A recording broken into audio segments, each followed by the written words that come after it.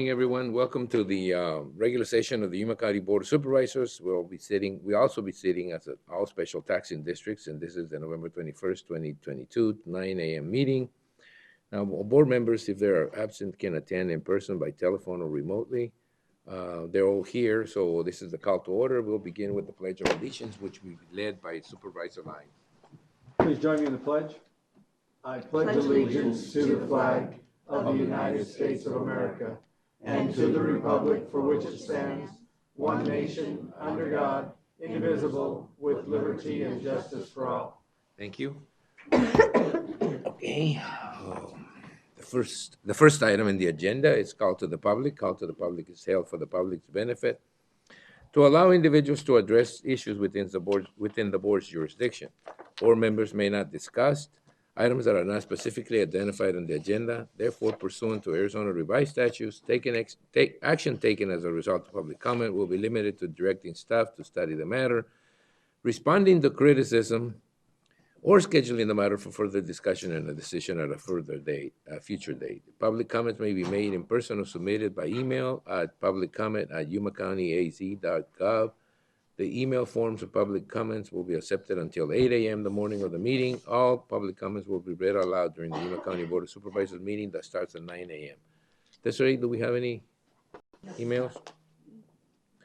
If not, I have two items here that someone wants to address. One is from Carla Vasquez. Is Carla? Oh, Carla Vasquez here. She's here, so we'll address it first. Good morning, Mr. Chairman, members of the board. My name is Carla Vasquez. I am the benefits coordinator for Yuma County. Today, we are here to announce our next philanthropic event. I feel like it was just summer, and we had been here with our results for the water challenge.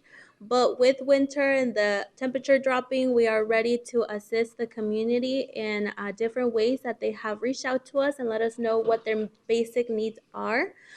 Today with me, I have Alejandra Jimenez, benefits specialist, and she is here to share about our next philanthropic event. Hi, good morning, Mr. Chairman, members of the board.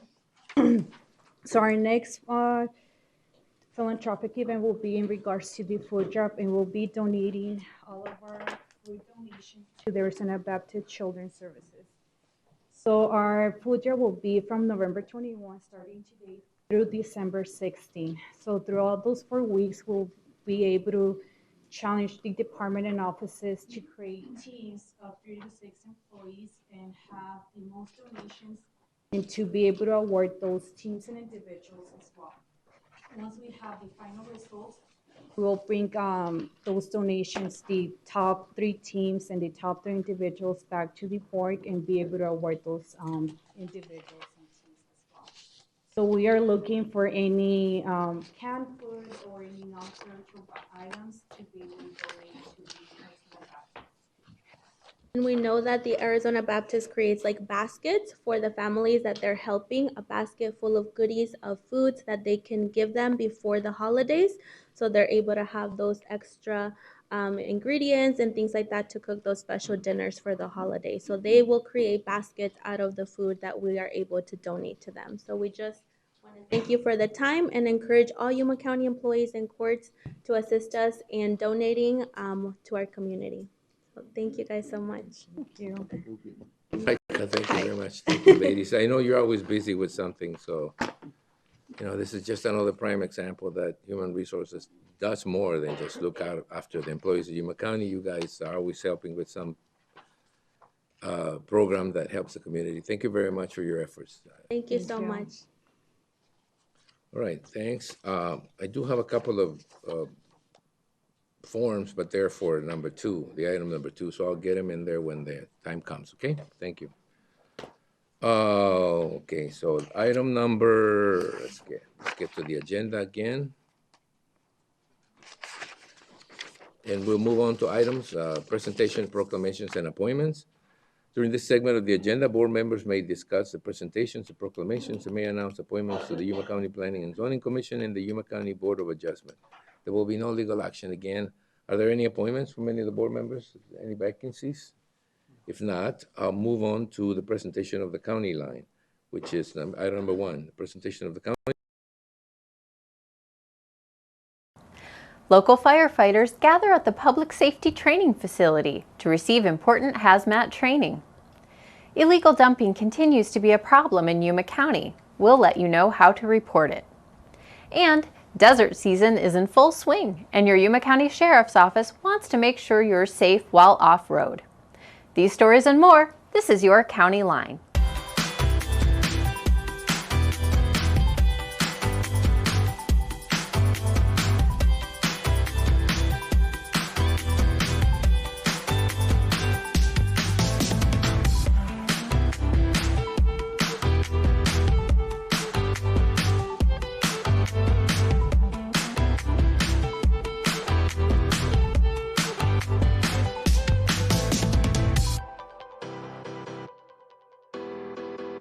Yuma County's Emergency Management recently teamed up with a national agency to give local firefighters some important training.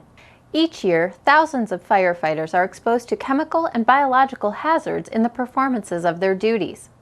Being prepared to respond and mitigate an incident involving hazardous materials is one of the top priorities for first responders. Having multiple agencies like YFD, San Luis, Fort Metro, all having the same level of training so we can mitigate those types of situations should they ever arise. And it's also good to have them all together so that we learn how to work with each other. We are familiar with each other's equipment, and we train together so things flow correctly in emergencies. Instructors from the International Fire Service Training Association came to Yuma County to teach 19 first responders from Yuma and San Luis fire departments. The course took place over 4 weeks with 200 hours of in-class and on-the-field training. The overall cost of a class like this, to be able to train 19 firefighters to be hazardous material technicians in Yuma County, we might have been able to send 3 to an out-of-town training. So it's more beneficial to bring the training to Yuma County. It's more bang for our buck. Events such as this not only refresh firefighters on hazmat response, but they also help the fire department build relationships with outside agencies that they may work with during real-world emergencies. For more information about training or emergency management, visit yumacountyaz.gov. When it comes to illegal dumping on state land, your Yuma County Department of Development Services needs the community's help. Illegal dumping of debris, including household trash, furniture, lawn trimmings, tires, and commercial materials, has increased in Yuma County. Aside from the eyesore it causes, it can also be costly and harmful to your health. So we have 4 free county transfer sites. We have one in Dayton, one in Tacna, Welton, and North Gila. They can take 1 truckload at a time, and it's completely free. There is a list on our Public Works website where they could go to see what is not allowed to be brought in. Help stop illegal dumping by reporting it. The Sheriff's Office can be reached at 928-783-4427 or 78-CRIME to remain anonymous. You can also call Yuma County Department of Development Services at 928-217-DUMP to follow up on illegal dumping cases throughout Yuma County. With the weather cooling off, the Yuma Office encourages all who operate ATVs and UTVs to do so responsibly and safely. It's riding season, and many locals will be heading out to the desert areas to ride their off-highway vehicles. There are many safety requirements you should know of before you go. If they're planning on being out all day, obviously bring first aid kits, stuff to, you're out in the sand, there's debris that flies up from other people's vehicles and stuff like that. So maybe have eye wash kits, water, beverages. To operate an off-highway vehicle legally, your vehicle must possess certain equipment. Riders must wear proper safety gear, and you need to know what's prohibited. When you're out there, I mean, you're talking about miles and miles of open desert. It may come to a point where you don't see anybody for a long period of time, so it's always best to go with a partner, have somebody else that's maybe riding out there with you. For information on OHV permits, rules, and vehicle guides, visit the Arizona Game and Fish website under the OHV tab. I'm Elia Juarez, and this is your library update.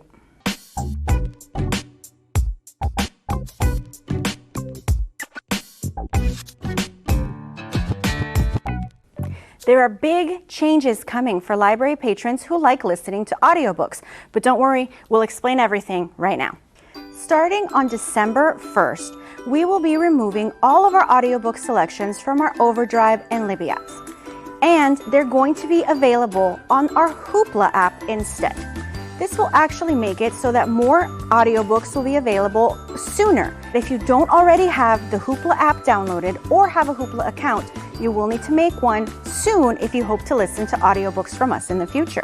For more information on Hoopla, Overdrive, Libby, or any of our other great services, again, make sure you check out our website at yumalibrary.org, stop into a library and speak to one of our great staff members, or follow us across social media platforms. We're on Facebook, Instagram, and YouTube. Before we go, a couple of important dates for you to remember. Thanksgiving is just around the corner, and most of your county government offices will be closed on Thursday, November 24th, and Friday, the 25th, so our employees can enjoy the holiday with their family. Thank you for joining us for this County Line. We'd like to know of any story ideas you may have. And if you're looking for stories we've covered in the past, log on to our website at yumacountyaz.gov/VOD. We'll see you on the next County Line. All right. That takes care of item number 1. And we move on to the consent calendar, where the following items are listed under the consent agenda, and they will be considered as a group and acted upon one motion with no separate discussion unless a board member so requests. In that event, the item will be removed from the consent calendar for separate discussion and action. We have items 1 through 8. Does anybody want to pull anyone? I'd like to pull number 4, just for a brief discussion. If anyone's here, it's fine. If not, I'll just mention it. So I'll entertain a motion to approve items 1 through 8 of the consent agenda with the exception of number 4. Yes. So moved. Is there a second? Second. Then motion and second to approve consent calendars, item 1 through 8, with the exception of item number 4. All those in favor of the motion signify by stating aye. Aye. Anybody opposed? Motion carries. All right, so item number 4 is the county administration grants, and it's action to accept an additional $500,000 award from the Arizona Department of Housing for fiscal year 21-22 Community Development Block Grant. Colonia set aside, bringing the grant amount to $1 million and increasing the scope to assist an additional 5 homeowners, bringing the total to 10 homeowners. And then in the same motion, authorize the county administrator to sign all necessary documents. Is anybody here from the department, the grant department? If not, I just want to make sure that I bring it up because I want to make sure that it be understood that it's a minimum of 10.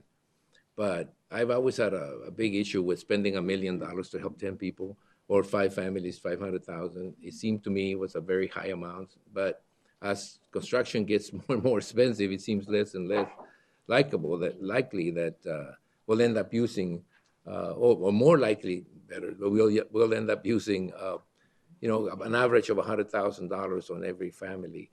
Now, this must include the administrative fee that the county takes for handling the project, right? Yes, it does. So it's $1 million. You apply for 500,000. You were given $1 million, and you hope to help at least 10 families. Yes. Correct?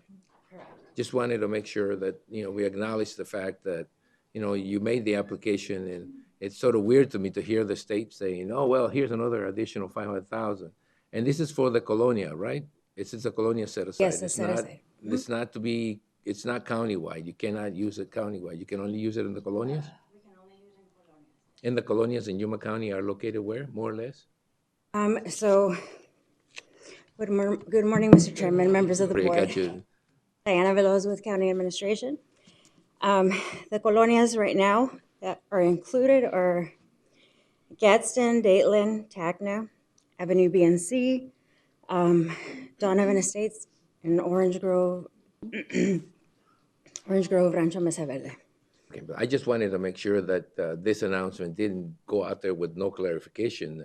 This is not a countywide program. It's a Colonia set-aside program, so it's only going to apply to those colonias mentioned before. And I'm sure that you already have a list of people? We do have a list of people. We do have a waiting list of about 120 people. In colonias, we have about 20 to 25 people waiting for colonia that are in a colonia. So we do have the people. Congratulations on the award, and I know it will have an impact on people's lives. So Yes, thank it you sure very much does. for, it's one of those situations where you're ready to do something and money becomes available, but it's because you're ready to do something that it happens that way. So Yes. congratulations to your department. Thank you so much. Any other comments? If not, I'll entertain a motion to accept the item as it came. Second. There's been a motion and a second to approve the item as it was presented, A and B. Any discussion on the item? If not, all those in favor of the motion signify by stating aye. Aye. Aye. Anybody opposed? Motion carries. Thank you. Thank you. We'll move on to discussion and action items, where we'll open each of the following items separately for discussion and action as appropriate. First item is County Administration, Public Health Services District, Emergency Management, and it will be discussion and possible action regarding updates on contagious infectious diseases, including issues and activities, to include a discussion of events and activities occurring at the international border that involve or affect county health and emergency management. Director Gomez. Good morning, Chairman Reyes, members of the board. Diana Gomez, Director of Public Health. Give you some perspective on our case count. We are still experiencing a higher than average number of RSV cases. Again, that's a respiratory illness as well as flu. So just to provide some background information, normally at this time last year, we had 7 cases of flu, and so far we have 283 with an additional 200 in the queue waiting to be formally classified. So again, those are lab confirmed cases. So we're seeing a higher than average. So just a reminder for people to, if you're sick, please stay home. I know we all want to be out and about, but just, stay home till you get better. If you need to go out, please wear a mask. Again, the holidays are coming. We don't want to overwhelm the healthcare system, and we want everybody to enjoy the holidays with their families, their loved ones, their friends safely. Same thing for RSV. Again, RSV is a respiratory virus, can affect anyone, but tends to affect children more severely. Last year at this time, we had 6 cases, and so far this year we have 88. So these are big margins of increase. So again, just be mindful, for parents, just, your children, these RSV tends to self-resolve, but if it doesn't and your child experiences those symptoms and they seem to be getting worse, please seek medical treatment early to avoid a hospitalization. So again, we have flu vaccine available. We're going out to outlying clinics, same thing for COVID initial series and boosters. So if you have any questions, please reach out to your healthcare provider. Please call the health department. We're still going out, flexible hours in our clinics to make sure that accessibility is not an issue. And in another related note, just want to let you know that we are starting the process of doing our community health assessment. So that's a process that we do where we basically look at the different indicators for health, kind of evaluate the health in our community.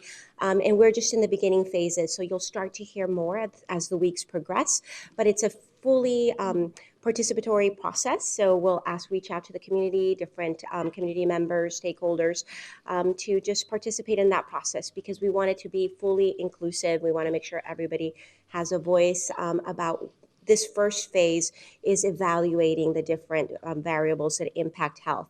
And then once we get that all together, we move on to our community improvement plan, which is where we start looking at how we address those issues. So again, in the very, very beginning phases, so you'll hear me come up here and give you an update as we progress. Do you have any questions? Any questions? I have a couple comments, and it's regarding the numbers and the fact that I think that most people do not totally comprehend the flu as the killer it is. Mm-hmm. I mean, flu can get very complicated very fast. I guess in some ways, in some odd ways, we get used to, having many people die of something, and it becomes sort of like every day. And there's, before COVID, flu killed about 40-some thousand people a year in the United States. It's really stunning to me to believe that we got to a point where we thought that was normal, because it did. And it was so stunning to see it being reduced to 7 at this time last year. And now it's back up to nearly 300. I had a couple of friends or knowledge people that I knew that died from the flu. And I was always surprised that people would die from flu, but it is a dangerous sickness.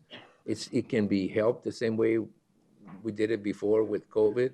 If you wash your hands constantly, if you use antibacterial, if you put a mask when you're in a big crowd, you're helping yourself and you're helping everybody else. We don't obviously have a mandate about that. It's just sort of common sense that you can see the numbers and you can see the impact of just some preventive measures. And we like to encourage people to follow some preventive measures, especially now that you're going to get into crowds and we're going to try to fight each other over, what Black Friday buys we can get. I've seen those lines to get into a store. They seem to get longer every time. But anyway, it's a good segue into that. It's a good segue into reminding everybody holidays are coming. Crowds are getting together. Please watch yourself and watch other people. Remember, this is not just advice. This is life-saving advice. Some of these situations can get pretty delicate. And we ask people, we talk about not overwhelming the healthcare system so that if you or your loved one needs access to care, you can get it. And that's important, but we have to be mindful that, we did a really good job during COVID where we kind of look out for each other. And I always say plan for the most vulnerable member in your family, whether that be your elderly relative or the baby in the family, whoever that may be. But when people get sick and they're out, it's not just the healthcare system. It impacts all our businesses. It impacts all these because there's shortages. So please be patient if you go out to one of the local businesses or one of those things, because we are asking people to stay home if they're sick so that they can protect their health and those of others. So again, it just reaches every aspect of all the things we want to do. So just be mindful of that. Right. Any questions or comments for Mrs. Gomez? And again, I'd like to thank you for making those shots available. Are you still doing it on a call-in basis where people make an appointment? So we have open clinics during the week. We ask people to just call to verify just to make sure, but we have clinic Monday through Thursday, and Friday we tend to go out to the outlying areas. We have some outlying clinics during the week as well, but mostly Friday is when we go and do early morning or some of that evening stuff. So. Right. So if there's any other kind of vaccines that people would like to find out about, your advice is to call the health department to see if those are available, to see if they can be applied. Yes, please call the health department. You can call the main number, 928-317-4550, and we'll direct you to the proper department and we'll answer those questions for you. All right. Thank you. Anything else? Thank you, Diana. Thank you. Tony, you got something? See, Tony wears a mask no matter what. I think he's just trying to hide his identity. There goes my glasses too. Can't see a thing after that. That's a good thing. One of my employees home sick today, so it's a good thing I wear it.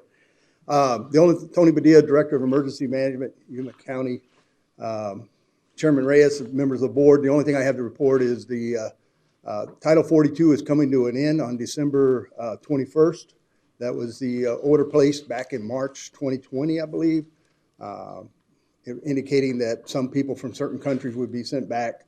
That will come to an end, and in Yuma County, the majority of the people don't fall under Title 42, but in other portions of the borders, that does apply, so it could impact the movement and flow of people into our country, especially us in the southern border. So other than that, unless you have any other questions. A comment, are we still providing, portable toilets and the sheriff is still providing some sort of security at the... Yeah, the sheriff's office is continuing to patrol along with other law enforcement through funding through Department of Homeland Security. Arizona Department of Homeland Security, they're doing regular patrols out there. Most of the law enforcement agencies do that under Operation Stone Garden. The portable restrooms are out there. As I indicated last time, we have about 10 of them out there. We have some at Morales Dam, and then we have about 8 of them out towards the Cocopar Indian Reservation. We're still providing those. As you know, we're coming in our winter time for agriculture, green leafy produce, so it's probably important to maintain those. As I indicated the last meeting, I'll probably be coming to the board asking for some additional funding to be able to support that cost. Right. Any questions? Comments? Mr. Chairman, have we received any additional reimbursement from AZDEMA, or have they offered any additional assistance aside from the cameras that they put up recently? AZDEMA, that was more for the security of the border. That was the containers and the cameras they put up. As for the restroom facilities, we have asked that through the sheriff's office. The reimbursement? For reimbursement, I haven't heard back. I think they're going to make their decision this week. If that comes the case, then what I'll probably do is ask for what we've paid since the first of the fiscal year, but hopefully we can get that reimbursement as well. Tony, would you see any other needs out there that the county might, would you see, or do you see any other needs out there the county might be able to provide? Not at this time. Yeah, I know as enforcement wise. To support law enforcement? No, I think they've got shades out there for, to help those that are coming. They have pretty good routine out there. They're continually patrol those areas. I've been out there on numerous occasions. They're doing a really good job of moving those people once they come across. Border Patrol is doing a good job of transporting them to their facility for processing. I think this will sort of be either help or hurt once that decision, that court decision regarding who actually controls that nomad land, whether it's the federal government or the state. I think that's going to have a major impact on what happens there. I think if the state. Well, even with that, the reservation is about 5 miles of border area, and they have not put any infrastructure there to slow down or stop the process of movement in there. Got that. Yeah. All right. Any other questions regarding emergency management? If not, thank you, Tony. Oh, thank you. Thank you very much. Thank you, Tony. And we move on then to item number 2, which is the canvassing of a canvass certificate, the canvassing of the November 8, 2022 general election.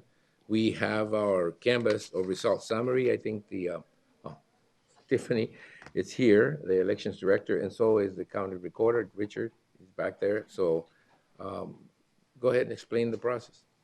Good morning, Chairman Reyes, members of the board, Tiffany Anderson, Yuma County Elections Director. As Chairman Reyes so graciously introduced, we're here today for the canvass of the November 8th, 2022 general election results. The Yuma County 2022 general election had a 45% voter turnout. That's about average for us for midterm generals. 80% of our voters decided to cast their ballot via early ballot. And we had the same 8 vote centers as we did in the primary election earlier this year. We plan to maintain those same 8 locations moving forward so that we can provide consistency for voting for our community. As always, after every election, we look at things that we could improve. One of those things was brought to our attention at AWC Conference Center in the primary. It was our first time using that location, and some voters had a difficult time finding the actual location on campus. So what we did is we improved that signage, and it was extremely effective. AWC was gracious enough to let us take over their new LED signboard on the 24th Street entrance, their main entrance. It was a beautiful sign that said "Vote Here," that was on loop throughout all of election day. Yuma County Public Works placed 2 electronic road signs on Highway 95 facing either direction right before the turnoff for the college from Highway 95 that pointed people to that direction. And our office also purchased voter parking directional signs. So any time there was an option to turn coming from Highway 95 or 24th Street, there was a sign there that said voter parking, to the left or right, to ensure that they were voting or they were parking in the correct parking lot that was closest to our vote center location. So I'm happy to share that improvement was successful. Good. The in-person election day turnout nearly met the in-person turnout from our 2018 and 2020 general elections. They're all in the kind of close to 9,000 voter turnout on election day range. Some locations experience lines that was often caused by our voters voting their entire 19-inch ballot. So it was a very long ballot, as I'm sure you're all aware, double-sided. Some of our voters had up to 13 propositions or questions that they had to consider on this ballot. We implemented line reduction measures at a few locations, including setting up additional tables for voters to mark their paper ballots, as well as sending out several ballot marking devices at a few other locations before the evening rush. We had good feedback from our observers at those locations, very grateful that those line reduction measures were implemented, and we got reports that the lines cut down very quickly after we implemented those. Election Services passed both of our pre-election logic and accuracy tests to test the accuracy of our tabulators, as well as our post-election logic and accuracy test. In addition to that, we had our hand count. The official hand count was on Saturday, November 12th. All 3 Yuma County political parties participated again. We had 4 multi-partisan teams of 3 individuals each, and they hand counted over 2,400 ballots, of which were 4 randomly drawn early ballot batches, 2 randomly drawn vote centers. So this election, we hand counted the Somerton Community Center and Yuma Civic Center vote centers. The 4 randomly drawn contested races were State Treasurer, Proposition 209, the U.S. Representative in Congress District 7 race, and the State Senator District 23 race. And I'm very pleased to report that our hand count had a 100% accuracy to our tabulated results. As always, I have to spend a moment to thank everyone who contributes to elections here in Yuma County. Because of general services, our election equipment and supplies are delivered to and picked up from our voting locations. Because of county administration, our press releases and election results are published. Because of information technology services and the administration security teams, our staff and election information is kept safe. Because of the sheriff's office and all regional law enforcement partners, our voting locations and election day returns are protected. Thank you to all county departments who allow their staff to work at our voting locations on election day. Thank you to our political party observers who watch our election processes, ask questions to understand election administration in Yuma County, and bring potential issues to our attention immediately for resolution. Thank you to our voters and their patience and respect on election day and while we finished our results. And a special thank you goes to our vote center employees who work a very long day for very little pay. They're the face of our office on election day and do a wonderful job helping our voters cast their vote. Without all these people, the county recorder, voter and election services would not be able to stand here right now and telling this board and the community that Yuma County had another excellent election. Today, we respectfully request that the Board of Supervisors certify Yuma County's November 8th, 2022 general election results. Following this action, we will transmit our canvass to the Secretary of State's office, where they will turn around and compile all the county's certified results for their December 5th statewide certification. And just for your awareness, due to a new law that was implemented this year that increased the threshold for automatic recounts, we have 2 statewide races that are within the threshold. So we will be having automatic recount of the Attorney General and Superintendent of Public Instruction races. And there will be a court order for that recount following the state certification. The automatic recount will take place throughout December. I'll provide updates to this board as more information becomes available to me. But just this morning, we found out that our next logic and accuracy test with the Secretary of State will take place on Thursday, December 8th. With that, I conclude my comments. I believe Recorder Caldwell wanted to say a few things before we stand for questions. Richard? Morning.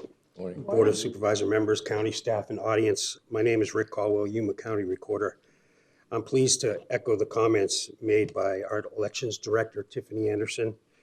With a sense of relief and satisfaction, I can report that our office administered a very successful 2022 general election. There were no issues or setbacks that affected our Yuma County election. You don't plan, organize, and execute all the stages of an election without the help of dozens of people. I'd like to identify them all by name and thank them each, but that would be time consuming. So I'll identify them by groups. First, I want to recognize, commend, and thank our recording, voter services, and election services staff for the exceptional job they did. During this election cycle, they worked many late nights and weekends to make sure critical tasks were completed in a timely and efficient manner. Since July, when you as a board appointed me as the recorder, I've watched and listened and learned so much from these amazing people. I've seen their integrity, which is above reproach. I've seen their work ethic, competence, and professionalism, even in the face of unwarranted, misdirected criticism. They are exceptionally skilled, dedicated, and caring employees who give their best every day. Honestly, I would not trade any of them, and I would put them up against any election voter services offices in the state. I want to make a brief comment about the integration of our election services into the recorder's office. I believe that we are the only county in Arizona that has organized voter services and election services within the recorder's office. As I've gained more exposure and understanding of how the other counties organize their elections and voter services, I'm truly thankful for the organizational structure we've adopted. In Yuma, we are fortunate to have an excellent working relationship between our voter services and election services department. Even though they function separately from one another, they are critically dependent on each other. In December, the IGA between the Board of Supervisors and County Recorder that put these two officers together was set to expire. At our last EAC meeting, the advisory committee meeting, I recommended that we keep that in place, and I reaffirm that statement today and hope we will do that. I want to recognize, commend, and thank the dozens of temporary election workers hired by our office and the volunteers who provided their respective the volunteers provided by the respective political parties. I want to recognize, commend, and thank the other county departments that assisted us in so many ways to make this election a success. Whenever we needed their help, they were there.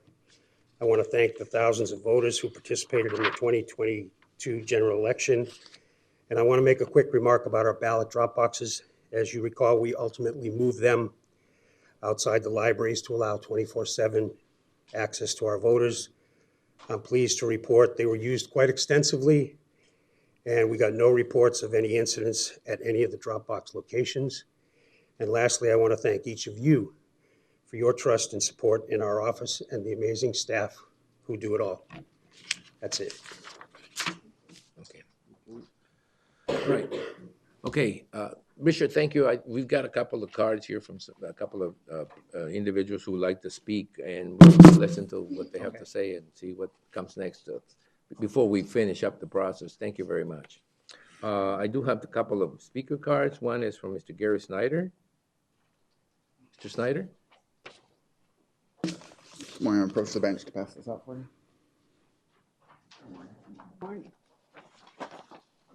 Blew them up, so easy on your eyes.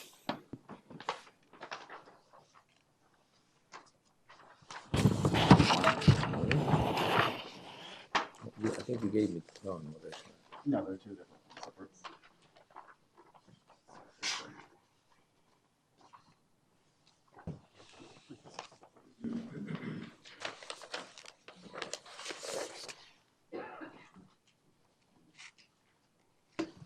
Good morning, Chairman and Supervising Board. My name is Gary Snyder. I live in San Luis, Arizona. I'm here to say congratulations to Tiffany and Caldwell for a great election. Very, very happy in the conduct it worked. I just have a few questions. This past weekend, I've had more than 37 individual communications from individuals that had double to triple ballots in their same name. Also, I had people that had ballots that were just receiving in mid-October from the primary. They never received a general ballot. And on this example, if you saw page 1, which shows 2 ballots, it's only a single person that lives in that residence. How is it possible to have 2 ballots marked same exact numbers received on the same day from the post office? You know, I believe Arizona law says you're only allowed to have 1 early ballot for that certain election. So I'm not saying in any way there's any fraud. I'm trying to find out why. Do you guys perhaps know why there might be 2 ballots? You know, I don't know. That's something I think we'll discuss a little later. There's a page, a smaller one, shows the official ballot that is the same exact number. So no variations of numbers, but it's the same exact number of that person's ballot and voting system. The next instance is a gentleman that I just received, Francisco. He lives in the middle of Yuma. This gentleman received his ballot with an affidavit sworn, and I have an 8-minute testimony that was acquired yesterday. Here's his official ballot that he received mid-October. Inside this ballot itself is a primary ballot that he received. He did not receive a final ballot, so he had to go vote in person. This is his primary ballot that he received in mid-October for his general ballot. You know, you shouldn't have that, right? Well, actually, yes, past voting, and he applied it right here, if you actually read the rules. No, but I mean, you shouldn't carry somebody else's ballot. It says right there. And you believe it, you're the gentleman that says, okay. So what I'm asking here is, before I think we can accept or canvass anything, you know, I think 37 people or more that's counting might come forward with the complaints. And we just ask that you wait off till the November 28th to find out, because I think every person's vote matters and every person's discrepancies is important. We're not asking you in any way to say that it might change the election. City, state, federal, we don't know. Question is, we want to ask, how is it possible that it's not just an isolated issue, it's more than one person that we know are receiving double ballots, or might not have received a general ballot, but received a primary in the general. So we're just wanting to ask, you know, what might have went on right there. We're not saying in any way that it's the elections departments, but we want to find out the clarity for 24. Thank you. Right. Tiffany, come up for a minute. I do want to ask you a couple of questions in reference to that, just to make sure. Okay. Thank you so much. So Richard, you coming up? Well, first of all, all right. First of all, let's just, you know, there's a couple of three statements made that need clarification. First of all, when you send a ballot and you put it in the post office, that ceases to be under your control, right? It's a post office. It could go anywhere in the country and it could end up, that's the problem we are facing with. That's why we tell voters, you know, to ask for an early ballot, kind of a little early. I mean, if you don't get it. Chairman Reyes, there's actually a fairly simple Explanation for this. So there's a couple of things. This is a primary ballot affidavit. So this isn't a general election affidavit. We can tell there's this code here that we use to identify ballots to voters that is internal to our office. It connects it in the voter information database. So we know from that code that that was a primary. As much as we try to be efficient and as effective as possible, we don't have control over the post office, right? So we send ballots out for the election in the time frame that's required by our office. Often, unfortunately, I wouldn't say often, sometimes voters don't receive that ballot. And if that's the case, they contact our office, which is the case of this example right here of Ms. Hurtado. Those are entirely separate ballots. And the way we know that is there is what we call a B number, that every time a ballot is sent out, it is assigned a unique B number so that we can track that specific ballot. What may have happened in this instance is someone could have been on the active early voting list, called our office and said, "Hi, I haven't received my ballot yet. I'm worried it's not here. Can you please send me another one?" This is where Sarah's staff goes into the voter information database, cancels the first one on our side. So if both of these were to come back, we would know that only one was valid because the first one was canceled. A second ballot was reissued with a unique B number, which in this example, these have two separate B numbers. So yes, it's the same voter. Yes, it's the same ballot style, but it probably has a fairly pedestrian explanation for why this individual received two ballots. Back to, we unfortunately don't have control over the Postal Service. And so if they called and said, "I'm worried I didn't receive one," and we sent another one out, it's possible that they arrived on the same day. Again, completely unique. Tiffany? Yes. Both of these have the same date, though. I know the B number is different, but they have the same date. The 11/8 date Yeah. is the election That's date. our election date. November the 8th. So the B number, Supervisor and Chairman Reyes, is for the identification of the ballot tied to the person. It is not on the ballot itself, just on the affidavit. Everything else is quite standard. The 031G04 is the precinct and precinct split, and the B number is that unique identifier. As you can see, they are completely different numbers. The election date, of course, is going to be the standard November 8th, 2022 election date. Likely with this person, she either didn't receive her first one or she updated her residential address, which she could still live in the same precinct. As many of you know, San Luis does not have physical home delivery, and so therefore she did receive both of these to her P.O. box.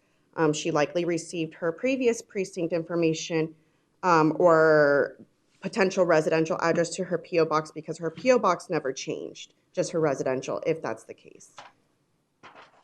Are these your dates or are these No, sir. postal? That's a postal mark. Both ballots contain the same postal date. It's a post office. That is a post office. But regardless, this voter has two different ballots. One is only accepted, whichever one is returned first. I was going to get to that eventually. Nobody votes twice, no matter how Exactly. many ballots they receive. The one that comes in and is recorded, that's the one that counts.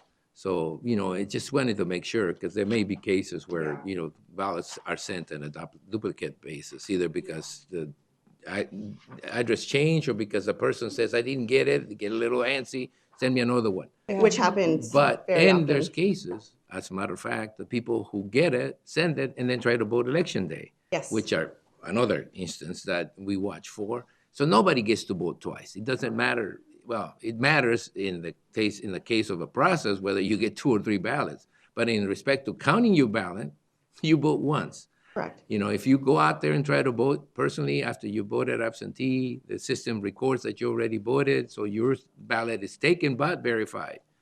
So there's a set of safeguards that basically, regardless of the situation, because most situations have an explanation, you don't get to vote twice in Yuma County that I know of. If somebody told me they voted twice and they were counted twice, I'd be concerned. That is a safeguard that I believe we would catch them.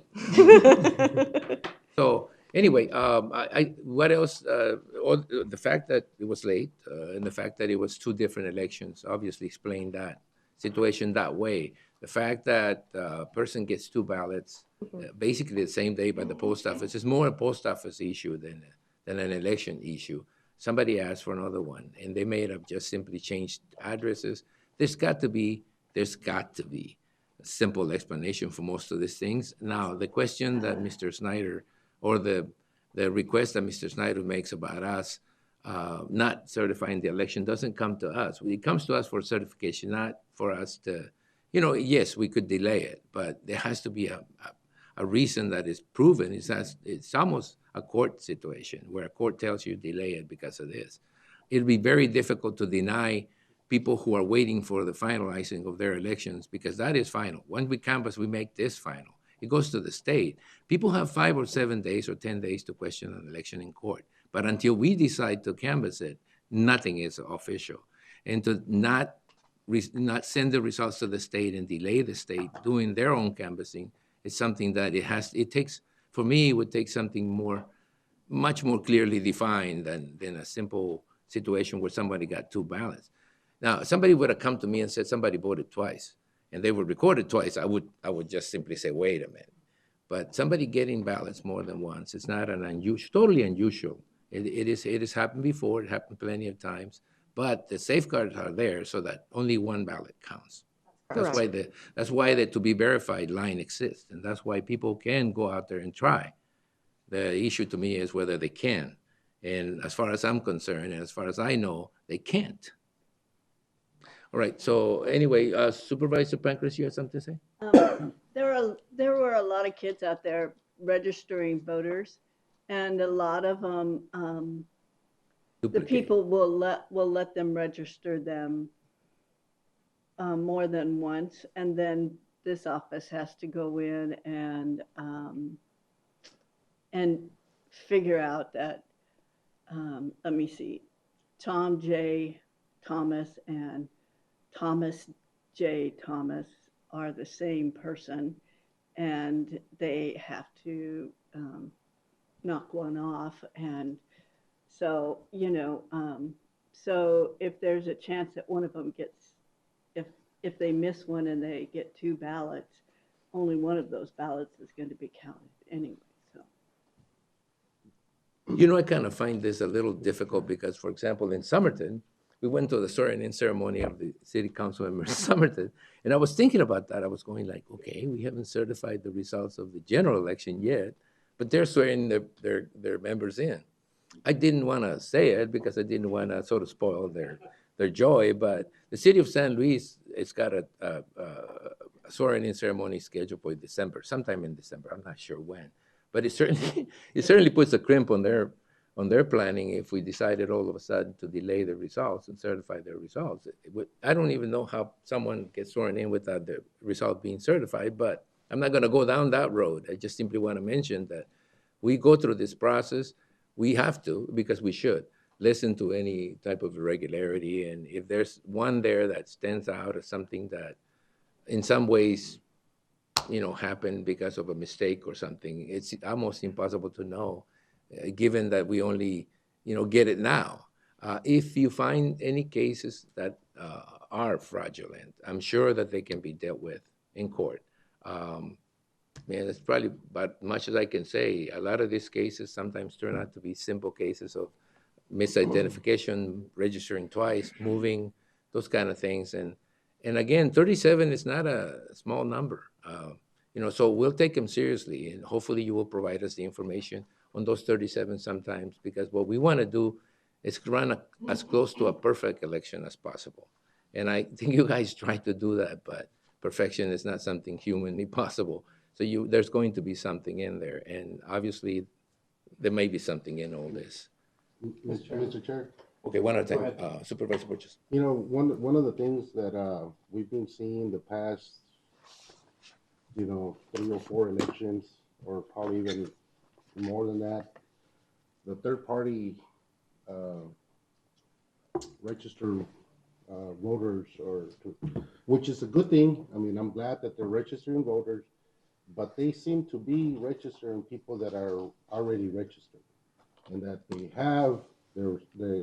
are on the ballot list already, and they don't care. They just ask you, well, they'll let you know something. Do you have an ID that the county provides, which is some, So just paper. So people register again. They'll say, okay, yeah, fill it out. They'll fill it out again, that registration, and they'll get. So that changes the whole thing in your office. So if they mailed one ballot and they changed the registration or something on it, either they'll get one or they don't get one. Because I get a lot of calls, hey, I didn't get my ballot. The first thing I ask them, did you register with someone outside a supermarket or outside the post office? And they say, yeah, well, it depends what you put there, but because you're not gonna get, or they turn in the paper, their information. So it's not that they bring it in to the office right away. It takes time for them to bring it in or send it. So there's a lot of things that happen when people register with a third party. This office, since I've been here with the board in Yuma County, they have nothing but work and make sure that everything is, done right. Like I said, and I said it, I'll say it again, we had one of the best, if not the best recorder in Arizona, and she worked really hard to make sure that everything came out as smooth and fair, and nothing that we would get this kind of questions. I mean, we haven't had this, for a long time. It's a sign of the times, guys. So let me just listen to the next presenter and see if he's got any new information. I just want to, thank you for what you do. I mean, you've done great. Continue. Stand on the side there. You probably have to answer a couple of other questions. Supervisor Lyons? For both of them, do you have any instances where you're able to detect a second ballot being voted in this election? We do have record of people attempting to vote twice in this election, yes. How many? I could pull up our rejected report actually has, at least for provisional and early ballots, it's in your packet. I can pull it out. So if someone votes, for example, if someone votes their early ballot and then walks into a vote center on election day and attempts to vote again, federally, we're not allowed to turn anyone away. So those folks are directed over to the provisional table and they vote a provisional ballot. Those come back to our office, Sarah staff look into those, and if it's determined that that individual did cast a vote, then that's rejected. Following the election, we put together the information necessary and turn it over to the county attorney's office for potential investigation into breaking the law. Those referrals been made? They have not been made yet. Those are made usually after we wrap up, I would say in the December, January timeframe. Do you know or estimate how many referrals you might be sending over? It's definitely less than 10. I'm not sure of how many people attempted to vote it twice. I do want to mention, though, these ballots aren't tabulated. One is voted, and then as they try to attempt voting second, we report that. So that ballot does get rejected. Do you contact them or do you ask them to explain at that point in time? I will give that information over to the county sheriff's office and our county attorney, and they will make those decisions. We're not an investigatory body, so we try to pull together all of the facts as we know them and turn them over to someone who can actually look into them in more depth. I just wanted to establish that you did have that safeguard and that you actually had that tabulated and you knew how many people you were dealing with. Absolutely. Thank you, Supervisor. And in the upcoming years, we belong to ERIC, the Electronic Registration Information Center, which is a multi-state compact. I think there's about 38 states that belong to it, Arizona being one of them. And so after the general elections, ERIC receives the data from all the states, and they cross-check our voters against anyone else who belongs to ERIC and report back to us cross-county registrants, so someone who may be registered in 2 counties within Arizona, within 2 states. Maybe someone tried to vote twice in 2 counties in Arizona or vote twice in different states. We handle that information. Again, Sarah's staff does make sure that it's a hard match, meaning it is truly that person. So we wouldn't want to investigate someone who it's not them. And those move through an investigatory process, often to prosecution as well. That, Mr. Chairman, as an example, that happened to my son in the last election, where somebody had stolen his ID and was attempting to vote in Apache County. And when that person went to cast his ballot, after my son had already voted his ballot, that's when they caught it and received phone calls from both jurisdictions. He was actually stopped by Highway Patrol while that was happening, and his license was invalid because of the, so the extent. Nightmare, huh? Yeah. Anyway. So you see, it is safe. Let me, before you step down, because I think people need to understand and know that there's a process that safeguards this. You rejected 221 provisional ballots and you gave the reasons why. No empty envelope, there was no insufficient, illegible, you couldn't figure it out, not illegible. 4 already have voted, 133 were actually not registered. So it's kind of weird that somebody will try to vote without being registered, but that may come from a place where they can vote the day of the election, register the day of the election. You had 221 provisional ballots rejected for that reason. Those are the ballots that people vote, and then you wait, and then you make sure that they haven't voted twice or that there's something wrong with it. You also rejected early ballots. And the reason you rejected it was for an empty envelope. People send their envelope and didn't send their ballot. They were not signed, 60 of them. No affidavit. Signature was different, which goes back to the fact that people need to understand that when they get older and the signature change, they need to update their signature sheet because their ballot could be rejected for that reason. 2 of them tried to vote twice. 3 requested by the voter. The voter requested that you disregard that because they're going to vote different the day of the election, which they can do, but only 3 people tried to do that, and 8 were othered for 145. So there was a lot of ballots that were rejected for reasons that have more to do with statute, that have more to do with choices and more to do with comparison. Now, In the case of District 4, which is the district that, Mr. Snyder basically Mr. Snyder and Mr. Lara are living on, there was, I think, something like four. There was nothing on precinct 28, 4 on precinct 29, 1 in precinct 30, 7 on precinct 31, and 2 in precinct 33. There were precincts where the rejection rate was 21 rejected ballots. So it's not necessarily unusual. I think it's something we need to work more with, educational process, making sure the voters know this, because they could have had an impact on elections that were really close. Fortunately for us, this election cycle, they weren't really close. They weren't decided by 3, 4, 5, 6, 7, or 8 votes. But it could get to that point. And I think that that's what gives credence to the fact that when there are close elections like that, that anything can sway the result of an election. It's very difficult for a judge to decide how people voted. So it's very difficult to undo an election, very, very difficult. But what isn't difficult is to instruct you to try to, sort of clean up those situations where people don't make the mistake of believing certain things that aren't there. There is a very extensive process of identifying the voters. Some of them are easy, some of them are tough. Signature requirements to me have always been one of those toughest ones because it requires people to compare signatures when they're not totally experts at it.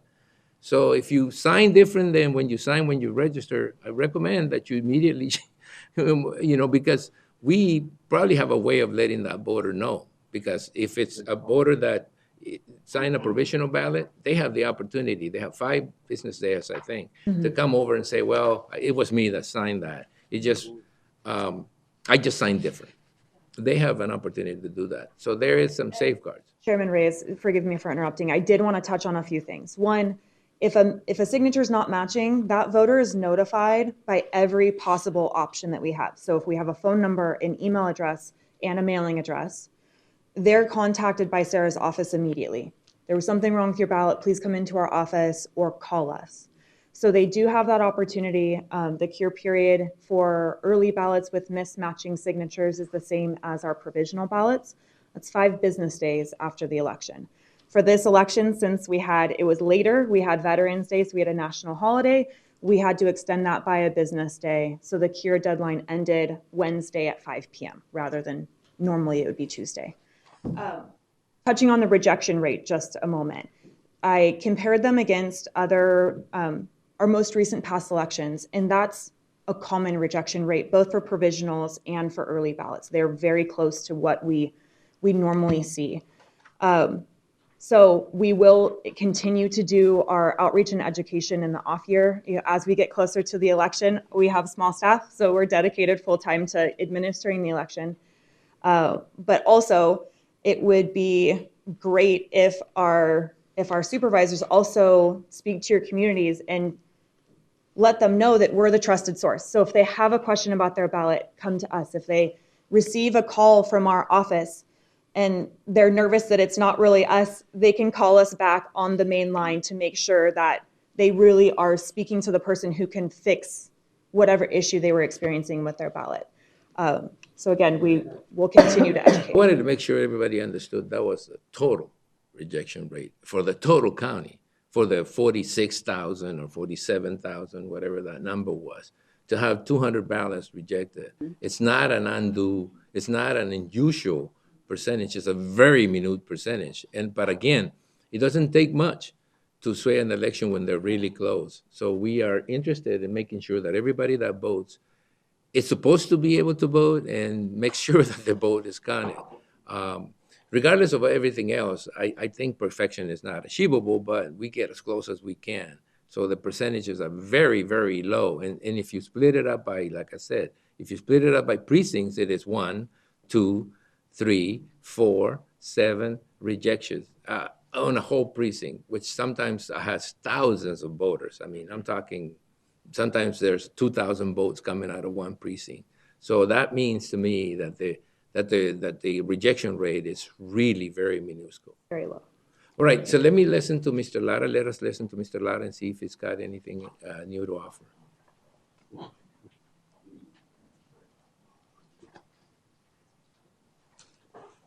Wow, that was a long speech.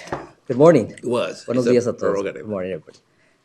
First of all, I have to say I have to congratulate Tiffany and Mr. Anderson, Caldwell. Good job. And from a critic like myself, believe me, that means a lot. So good job.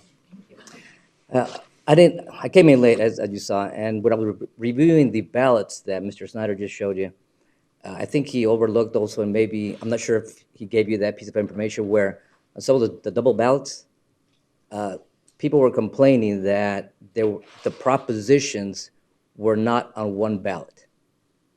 So even though there's two, one there's propositions, and the other there's not. I thought one was a primary one, which wouldn't have the prepositions.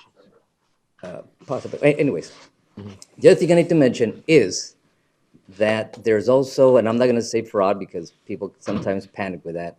I'll just say anomalies or irregularities as far as this general election in South County. The sheriff's office is looking into it. So I am requesting that you do postpone and you table this canvassing.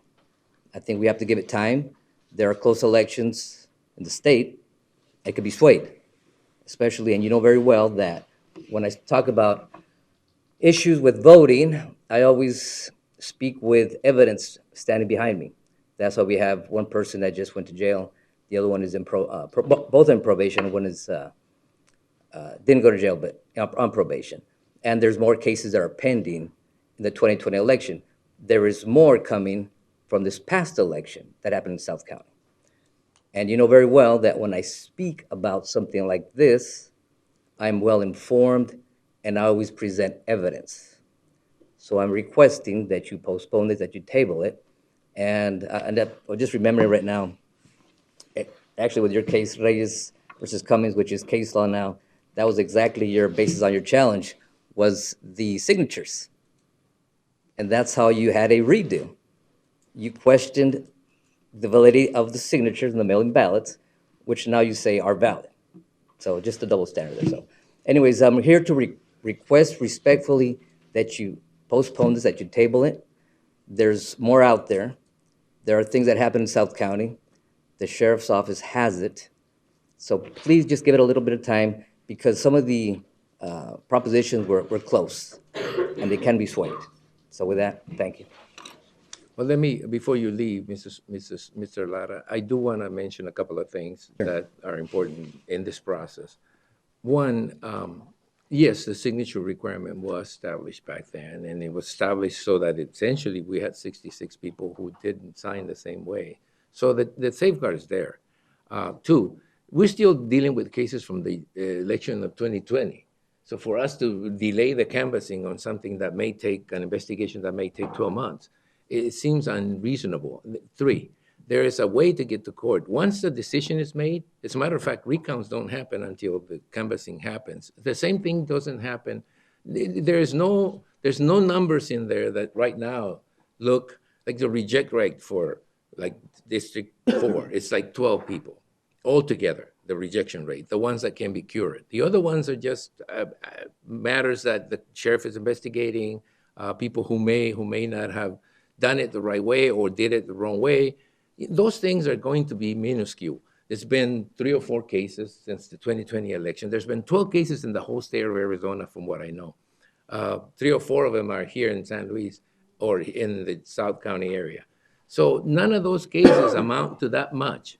If I was looking at something that was like widespread, something that indicated there was a mistake that caused something to change an election, I would be a little more, probably a little more accommodating to that. But right now we're looking at elections that were decided by hundreds of votes and elections at the state level that are close, like the Attorney General's office election.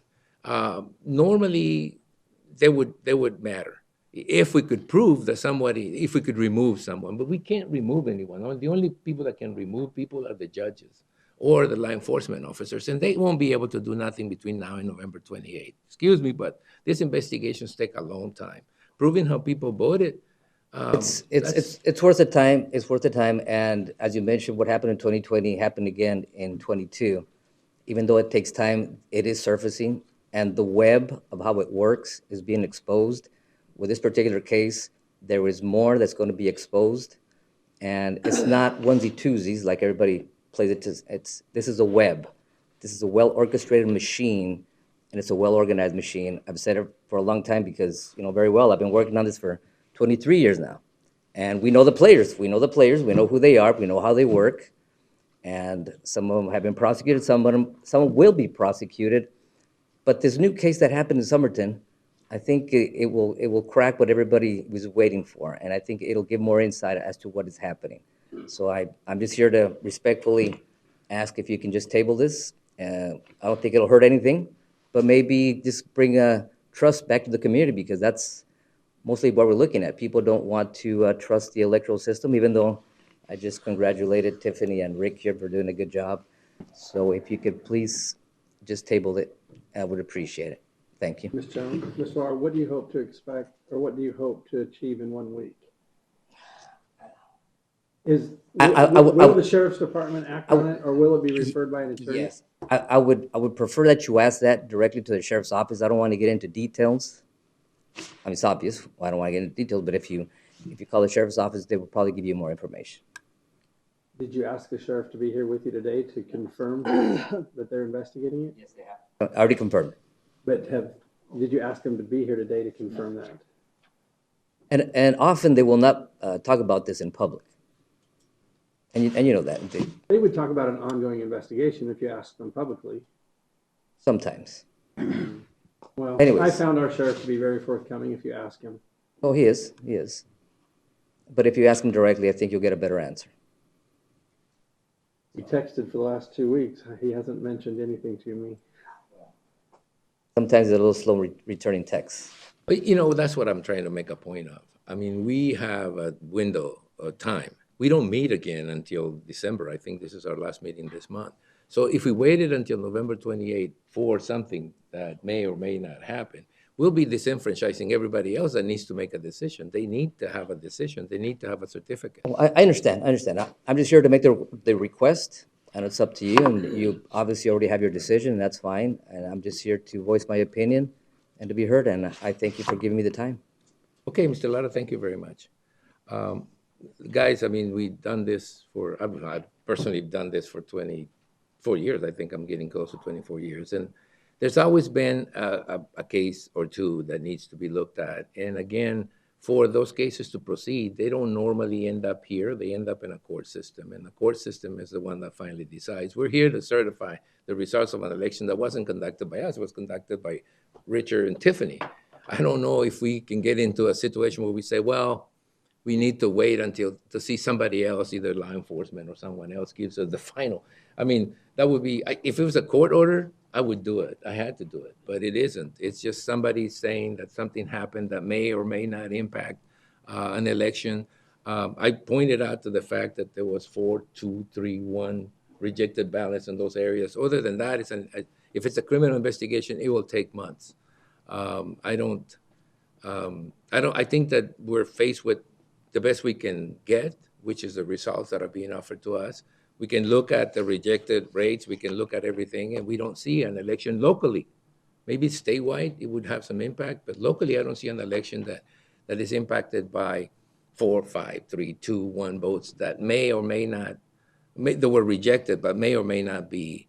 And I want to go back and say it's not the fault of the elections department. People get an opportunity to vote. I don't think it's the fault of any of the supervisors, for one. And I think at this particular point, we're being asked to certify the results of an election. I don't see anything in front of us that justifies that, but I mean, it's up to the rest of the supervisors.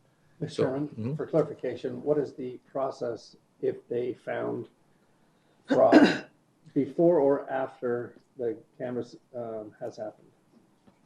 I think I would look at this, and you can answer that question, Tiffany, you can come up, but I would look at this a lot more carefully, I guess, I suppose, if there was sort of like a widespread situation, a mistake that, look, it happened, like it happens in other places where for example, all ballots are misprinted with something wrong.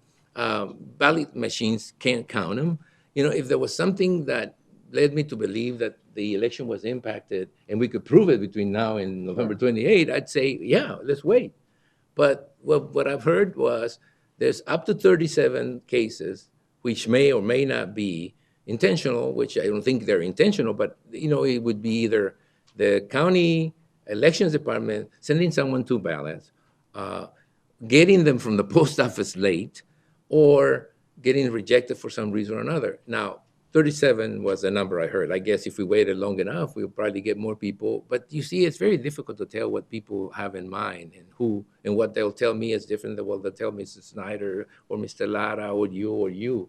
So at this particular point in time, I don't see any particular widespread use or abuse of the ballot. Now, Mr. Lara's been saying for 20-some years that ballot harvesting was a crime. It wasn't until the law was passed. So anything that happened 6 years ago, before 6 years ago, was completely legal.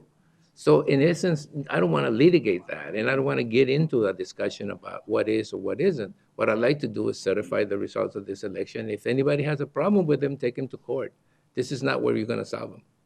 Thank you, Chairman Reyes, and Chairman Supervisor Lyons. To answer your question, candidates or electors have up to 5 days after election results are certified to challenge them in court. The process in front of you today is really a ministerial duty. My understanding, and Minda can correct me if I'm stating it incorrectly, but as far as the request in front of you today to certify the results, you have the power to delay them day by day if we, for some reason, did not have full election returns, precinct returns. What we're presenting to today is our final unofficial results. We have no outstanding ballots, and we are satisfied with the results we're bringing you today. If there was some reason for us not to be, you would know about it, and we wouldn't be standing in front of you today. As far as the legal process following the election, with the evidence that may be presented to the sheriff's office, like Chairman Reyes said, sometimes those investigations take years. We are absolutely compliant, and we provide the information that is necessary as the investigation is ongoing, either with our sheriff's office or the attorney general's office. Have you been contacted by the sheriff's department at all? No, sir. Okay. Speak with the I just the want one referral. Yeah, I want to make a comment about, on election night, Tiffany received a call from Mr. Snyder about an incident that happened at one of the vote centers in Yuma County.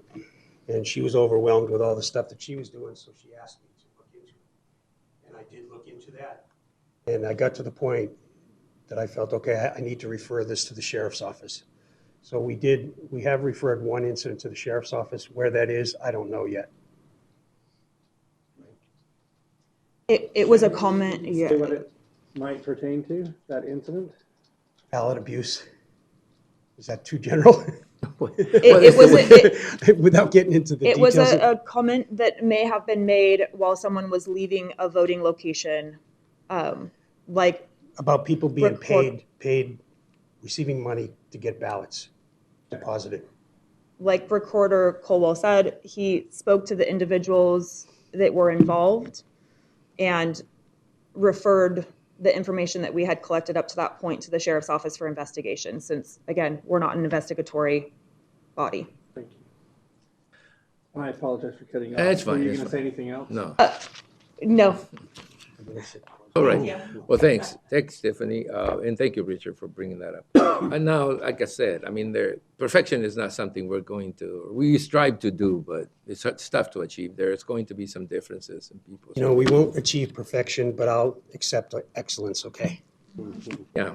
And I think it's been proven over and over again that outside people abusing the system, which I can understand, the system the processing system is pretty well said. It's got a lot of safeguards. So if somebody abused the system or maliciously, illegally, did something, it is not up to the recorder or to the elections director or to us to prosecute. It is more legal, a law enforcement issue, and I think that will take its course. Whatever that comes out, we don't know, but it won't be in before November 28th. So to me, delaying the results or delaying certifying the election because there's simply the possibility that 1 or 2 or 10 or 12 or 20 ballots are been mishandled somehow by the people that either asked for them or by, quote, the fact that they got them through the post office late or through somebody else's. I don't think it merits that kind of a response. That's like trying to kill a fly with a tank, to me. This is a process of certifying. It's something that we do technically every election cycle, but we don't really control the process. We simply certify the process. Chairman? Yes. Can I ask Tiffany one more question, or Richard? In the event the sheriff makes a referral before next Monday, what's the process and how does that play out? We'll see what they recommend, whether they're gonna, initiate any charges or anything. And we would notify our people to let them know what's going on. Unless I can miss anything. But ultimately, election law provides for reactive response to election law. And who would need to file that, the candidate or the person representing the proposition if they had a complaint? As far as challenging the results correct. It says any elector. So as long as they're an elector of the state of Arizona, they can file a court action to challenge the results of an election. I know some of the elections are pretty close, but I know none of the elections in Yuma County was close enough that 10 or 12 or 50 or 100 or 200 ballots would have made a particular difference. Having been around in elections, I know that when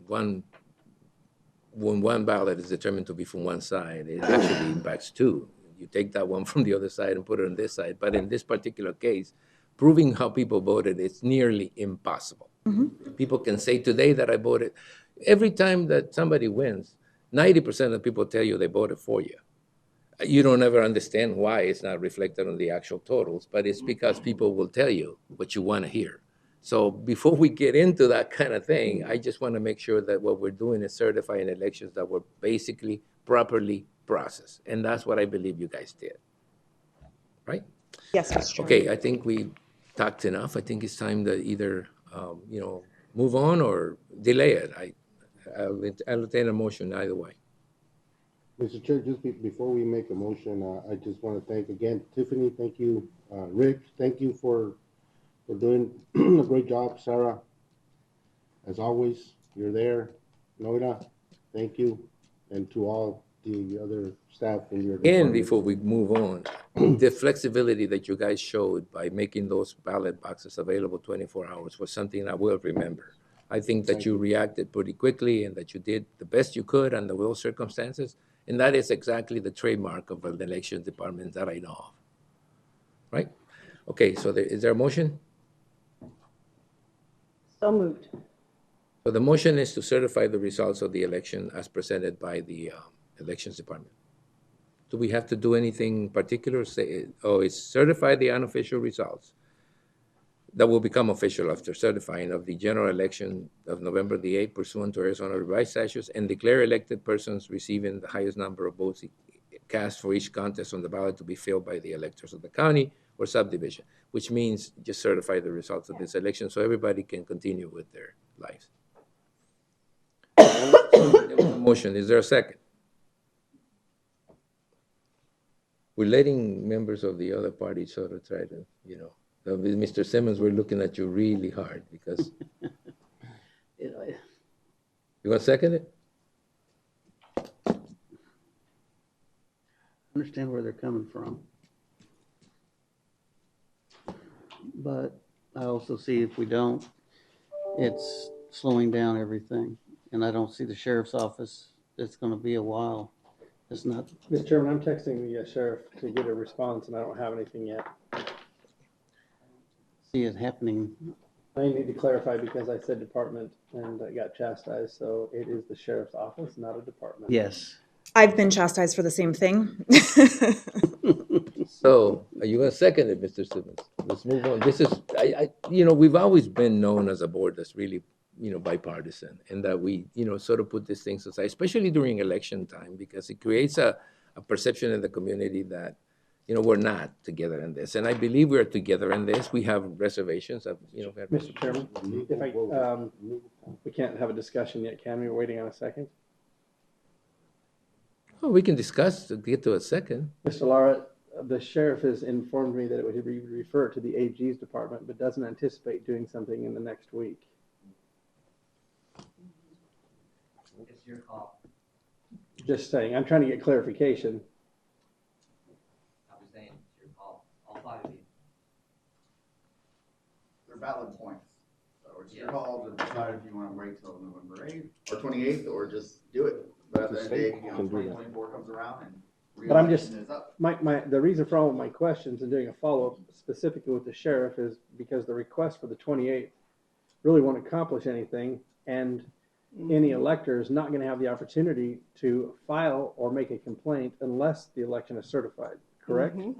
And so there is no mechanism for them to move forward unless we certify the election, from what I understand. And the sheriff doesn't anticipate doing something by next Monday.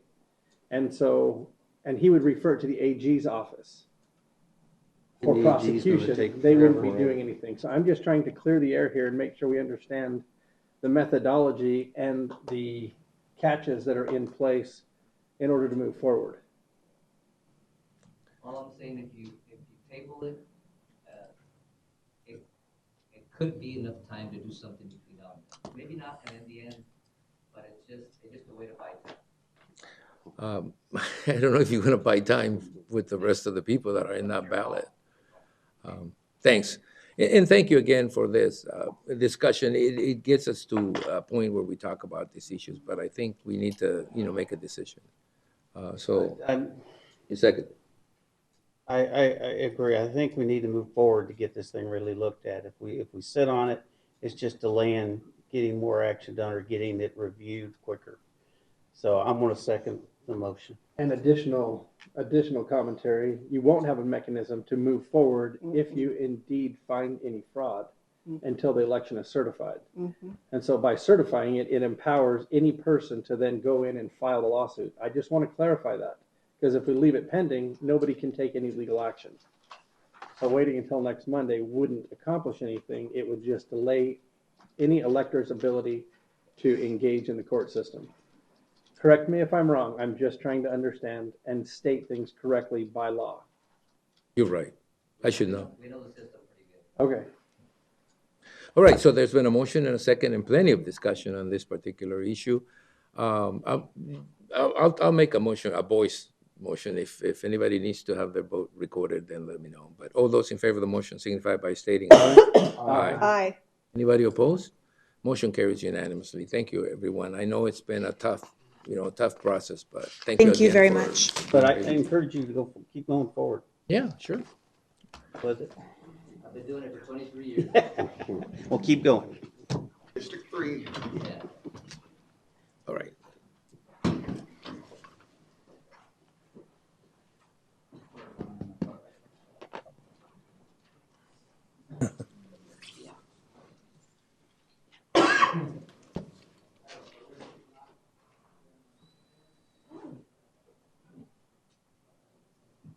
Let everybody settle in it, Tony. Hold on. Back to what we do for a living. Budget Director Tony Struck will provide an overview of the first quarter fiscal year 2022-23 financial results. Tony, he will provide us with a brief PowerPoint presentation. Good morning, Chairman Reyes and members of the board and members of the audience. It's my pleasure to do give a short presentation on how we're doing for the first quarter, primarily for the general fund. And there we go. Some of the topics, I'm going to talk a little bit on inflation, because inflation does impact our budget. It's having some impact on our budget as well going forward.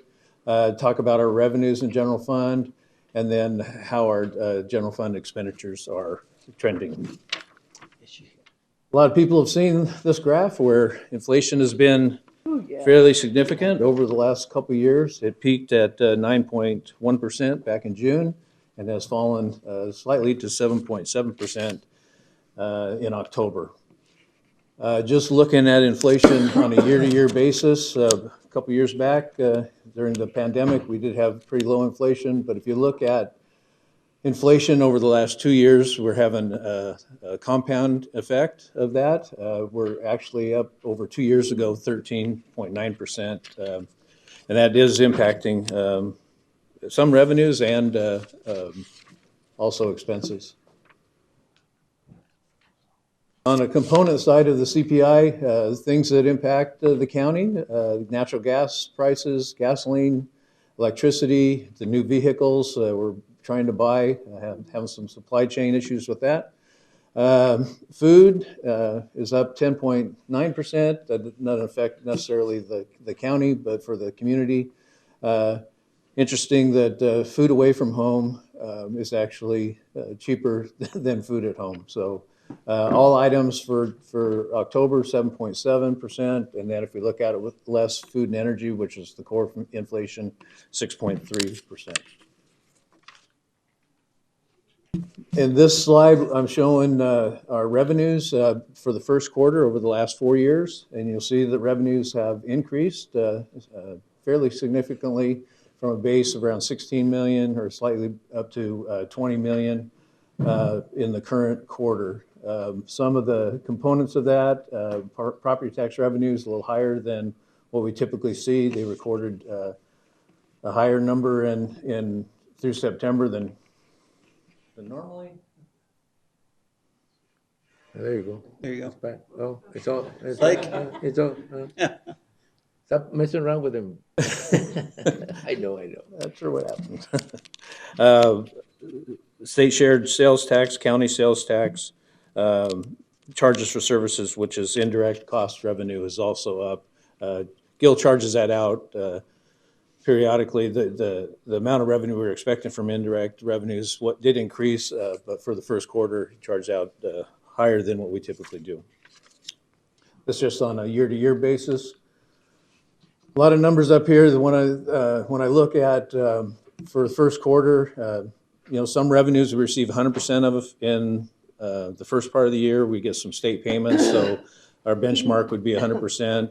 Other items come in at different rates during the year. Summertime is typically slower for sales tax collections, and I would typically see 23 to 24% revenues during the summer because it's slower. Because we had strong collections statewide and in the county, we're actually about a quarter of the way through on state and county sales taxes. 20.4 million collected on a $108 million budget, so summer is the slowest time. We are a couple million more higher than what I would expect through the first quarter. A positive impact, I guess, of the inflation is that our interest on investments is higher than what we've been seeing because the rates we're getting better return on our funds. So we also have a higher fund balance.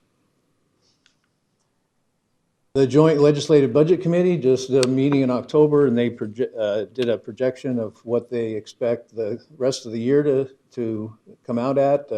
Even though they're running about 11% higher than last year, they're expecting to finish the year just 6% above prior year for their state the sales tax numbers. They're forecasting now 2% for 24. And then they'll have a rebound in 25 and 26. The reason for that is the recessionary concerns and the Fed increasing interest rates to try to curb that inflation.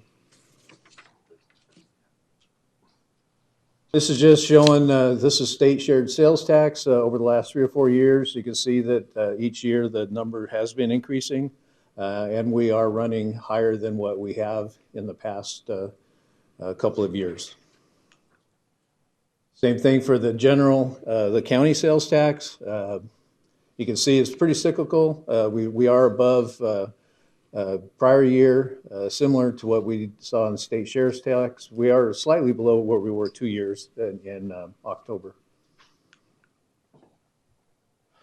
What this graph shows you is the total sales taxes for the year. You can see that county sales taxes over 18 million last year. And then there's I have the first quarter revenue next to it in the dark one, so you can see that as a relationship to the total revenue for the year. This shows you just how we're doing first quarter to first quarter to first quarter over the years. Retail sales have increased annually. Contracting revenues, we had a bit spike back in 2021, and it dropped last year, but it has increased again for this year. And then some of the other major categories of remote sales revenues as well. On the expense side of things, you see that our expenses for the first quarter is quite a bit higher than last year. There's a couple of reasons for that. On the personnel side of things, there was 7 pay periods paid this year instead of 6, so that has an impact on actual expenditures. We also did have the increase in FTEs and the market and scale change for last year. On the supplies and services side of things, we had one-time payments for the YSIPTA dues, and that occurred in the first quarter. Access long-term care is over about $300,000 than last year, and I had a couple other explanations for that. But typically, it's not any higher than what I would expect. In fact, on a benchmark side of things for personnel, we're actually about $2.5 million under what we would expect. We have about 11% vacant general fund positions right now. It's about 80 FTEs. There's a number of departments that are causing that, the sheriff's office, the attorney's office, and the things we did with the attorney to increase their pay. Tony, do you anticipate, or what do you anticipate, and if I can just jump to it real quick, with the minimum wage change in January? How will that affect us? Well, minimum wage is going to go up from $12.80 to $13.65. Yeah, so there's a number. Yeah, it went up 8%, I think, 8 something. Is this the last mandatory, or is there one more? It's going to go on every year based on whatever the CPI is in August. So, you know, it does have an impact. We did try to address that last year, Felicia, and the scales and how we did that. So there's fewer people impacted, but there's still going to be compression on those lower grades. Do we have an idea what that might look like now? We're starting to look at it, and I think we wanted to kind of give an idea of what's going on now, and then we wanted to share information with you as we reflected that. There was a line item that talked about compression, a line item that talked about it. So if you look at the general budget, the way it was prepared, there was a line item there that adopted and adjusted for that, for a little bit of compression. But I think we have very few people who are actually working at that wage. So in reality, it's a matter of us looking at how do you compress everybody? If you increase the minimum wage for someone that actually makes the minimum wage, you know, how does it impact the rest of the people who end up working for less than the guy that's just coming in? We don't have many people that work at minimum wage at the county. So in reality, that impact is more like us looking at how we compress, or how do we adjust the upper salaries to reflect the fact that the minimum has gone up. But I think we dealt with that, and I think we're going to deal with that anyway. Every time we do, as long as the minimum wage keeps going up, the bottom will go up a little, and the upper ones will be adjusted accordingly. So we will. But the number isn't, if I remember, the number isn't that substantial because we don't really have that many people that we have to, at the moment that minimum goes up, we have to adjust it. I think we don't have that many. I don't know if we have any that are actually working a minimum wage. And that's an answer that we probably get from the administrator as soon as he finds out, or the Human Resource Department. But yes, there will be an answer for that to you.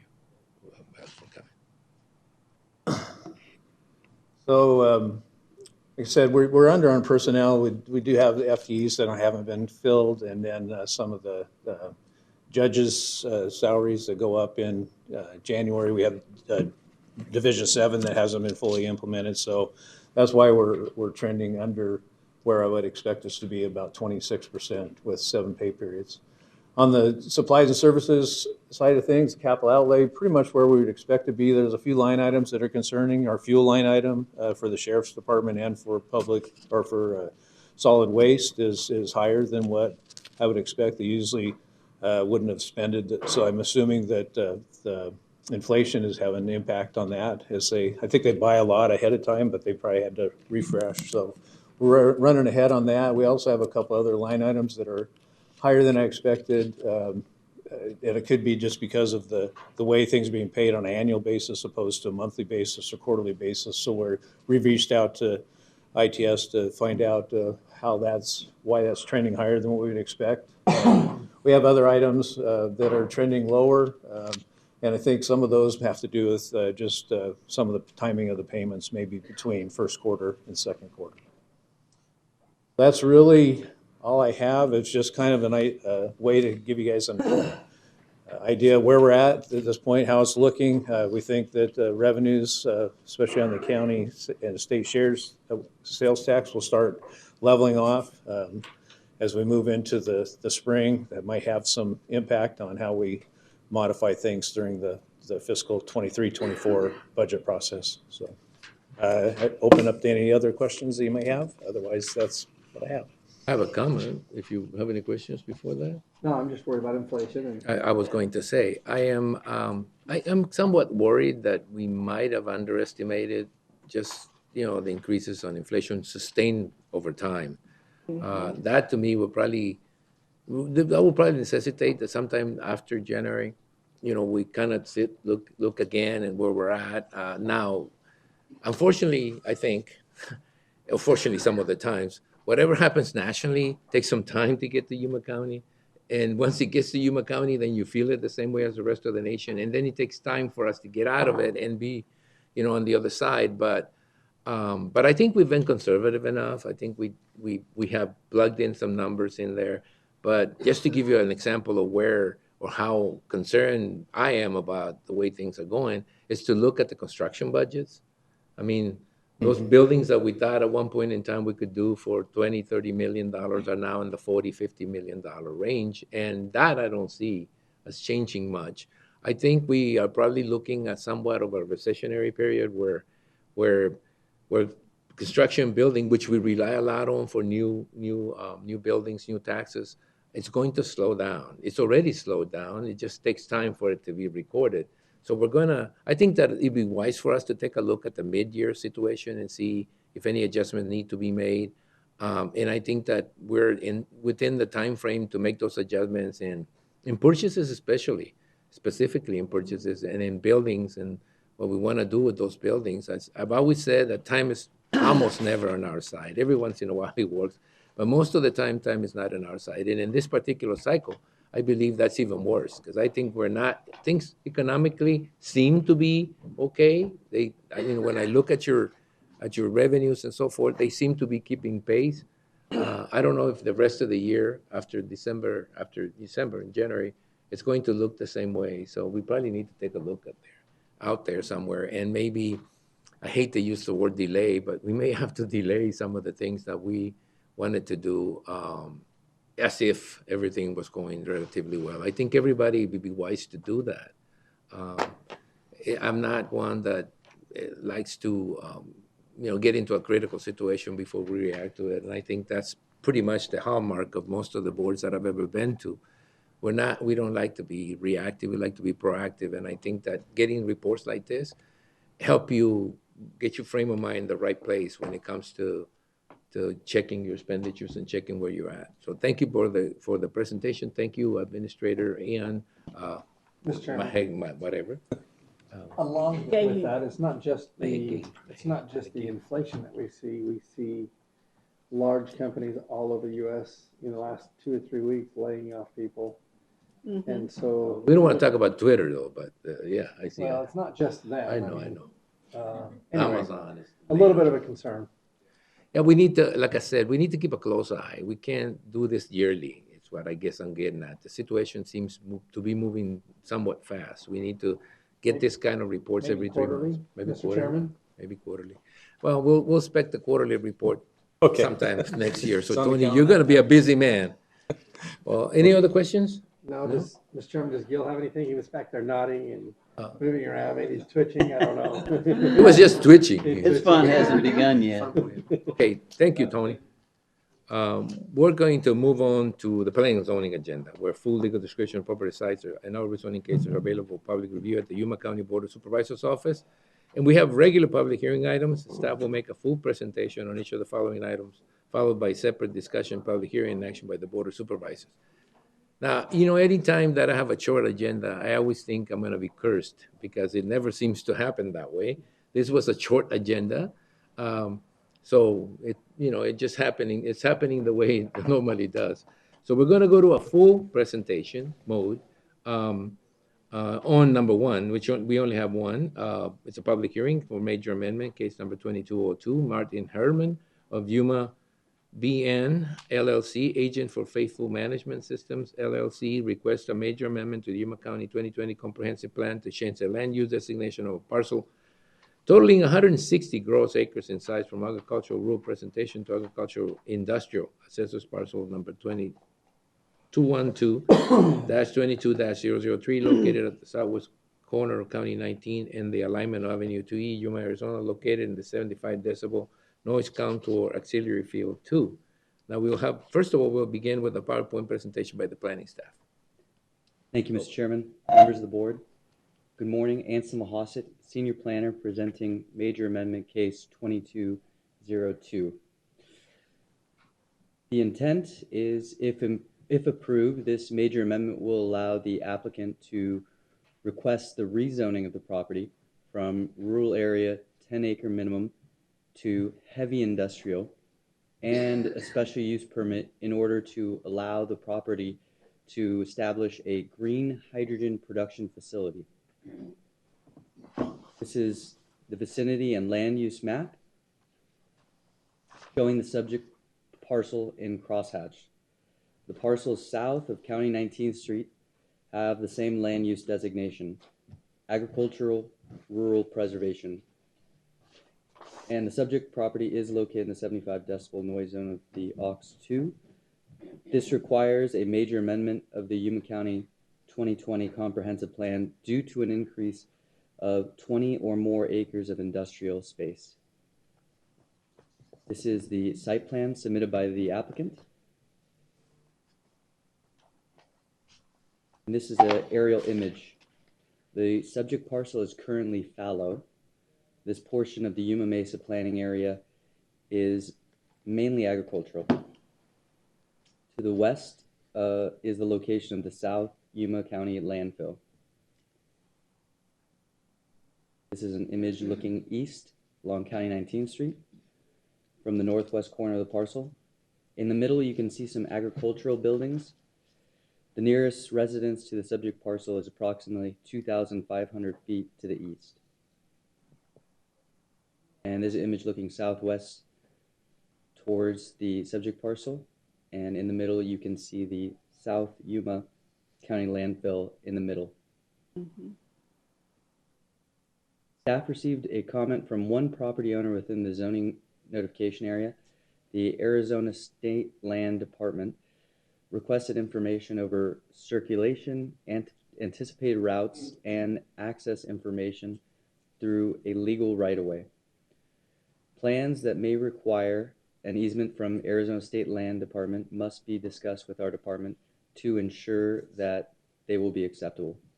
And Marine Corps Air Station Yuma requested measures to achieve a noise level reduction, 30 decibels, incorporated into the design and construction of portions of the buildings, safety guidelines, and a traffic study. Federal Aviation Administration notice of proposed construction or alteration to be electronically filed. Planning Commission's recommendation was to approve major amendment case number 2202 based on the amendment is consistent with the existing character of the Yuma Mesa planning area. The amendment will be an overall improvement to the plan since this will ensure development occurs in a coordinated, contiguous, and comprehensive manner. And the amendment is in character with the existing land uses and supports policies of the plan to provide consistent land uses. Mr. Chairman, this completes staff's presentation. Are there any questions for staff? The Planning and Zoning Commission voted in favor of it, right? Okay, so I'm going to move it up to the public hearing side of it. I'm going to open up the public hearing to receive public comments, if there are any. Are there any public comments? Sure. Yep. This is the applicant. I know. Okay. Kind of figured he was the only one left. I know who the lady is. She wants to know something about the library. So, and I remind everybody, although I try not to do this, it sounds a little arrogant, but you be careful. You be quick when you're ahead. So don't say something that is going to generate more questions. I will do my best. Thank All right. I do have a short presentation. Before we get to that, I just want to say thank you to Anson and the rest of the county staff. They've been fantastic in directing us through this process, so can't thank them enough. And I'll do my best to keep comments brief, open it up to questions, allow you each a chance to ask anything you might have for us. So hopefully I can address everything. Am I able to control it with this? Perfect. All right. So this is a little bit just about Bright Night Power, who I'm here representing today. We're a solar developer. We operate as an IPP, or an independent power producer. So really our goal is to develop renewable power projects of any technology and then hold them long-term. We operate and maintain over the duration of their lifespan. A little bit about the company itself is founded by Martin Herman. He's the previous CEO and founder of 8 Minute Energy. So this is actually his second foray into the renewable energy space. Here looking to make a little bit different impact going into the technology agnostic space, not just solar, also wind, battery, hydro, whatever fits the particular client that we're working with at the time. We've got approximately 21 gigawatt pipeline of projects here domestically, much smaller footprint internationally, mostly in the Asian Pacific, including Australia, where we're about 2 gigawatts standing today. This is a little background on our partner for this project, Plug Power. They're proposing to operate or construct and operate a green hydrogen facility connected to our solar facility. This will be the first hydrogen production and liquefaction facility in the state of Arizona, and is part of a market that's really expected to grow rapidly over the course of the next decade. Hydrogen is one of the top, Plug Power is one of the top hydrogen producers in the country currently, working with major entities across the globe.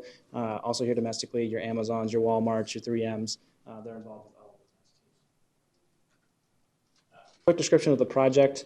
Up to 300 megawatts of PV photovoltaic cells here supplying the load of Plug Power to generate that green hydrogen. It'll be connected to APS's Orchard substation for the grid connection. Overall, taking up around 2,100 acres. And again, this amendment here today, allowing for the adjustment to heavy industrial, will allow for the siting of the green hydrogen portion of this project. I'll jump forward here just to give a little overview of the area. Sitting here just south of East County 19th Street. This is really already kind of what's quickly becoming an industrial, a quasi-industrial area. We've got a couple of aggregate mining facilities. You've got CEMEX's operation down there to the south, another held by Don Peterson up there in the northeastern corner. There's an improved biogas facility sitting directly adjacent to the parcel, subject of discussion today, which is in green there, those 160 acres. And then, of course, the South County Yuma landfill is also in direct proximity to the project. Similar drawings here to what was already shared, so I'll go ahead and skip through this.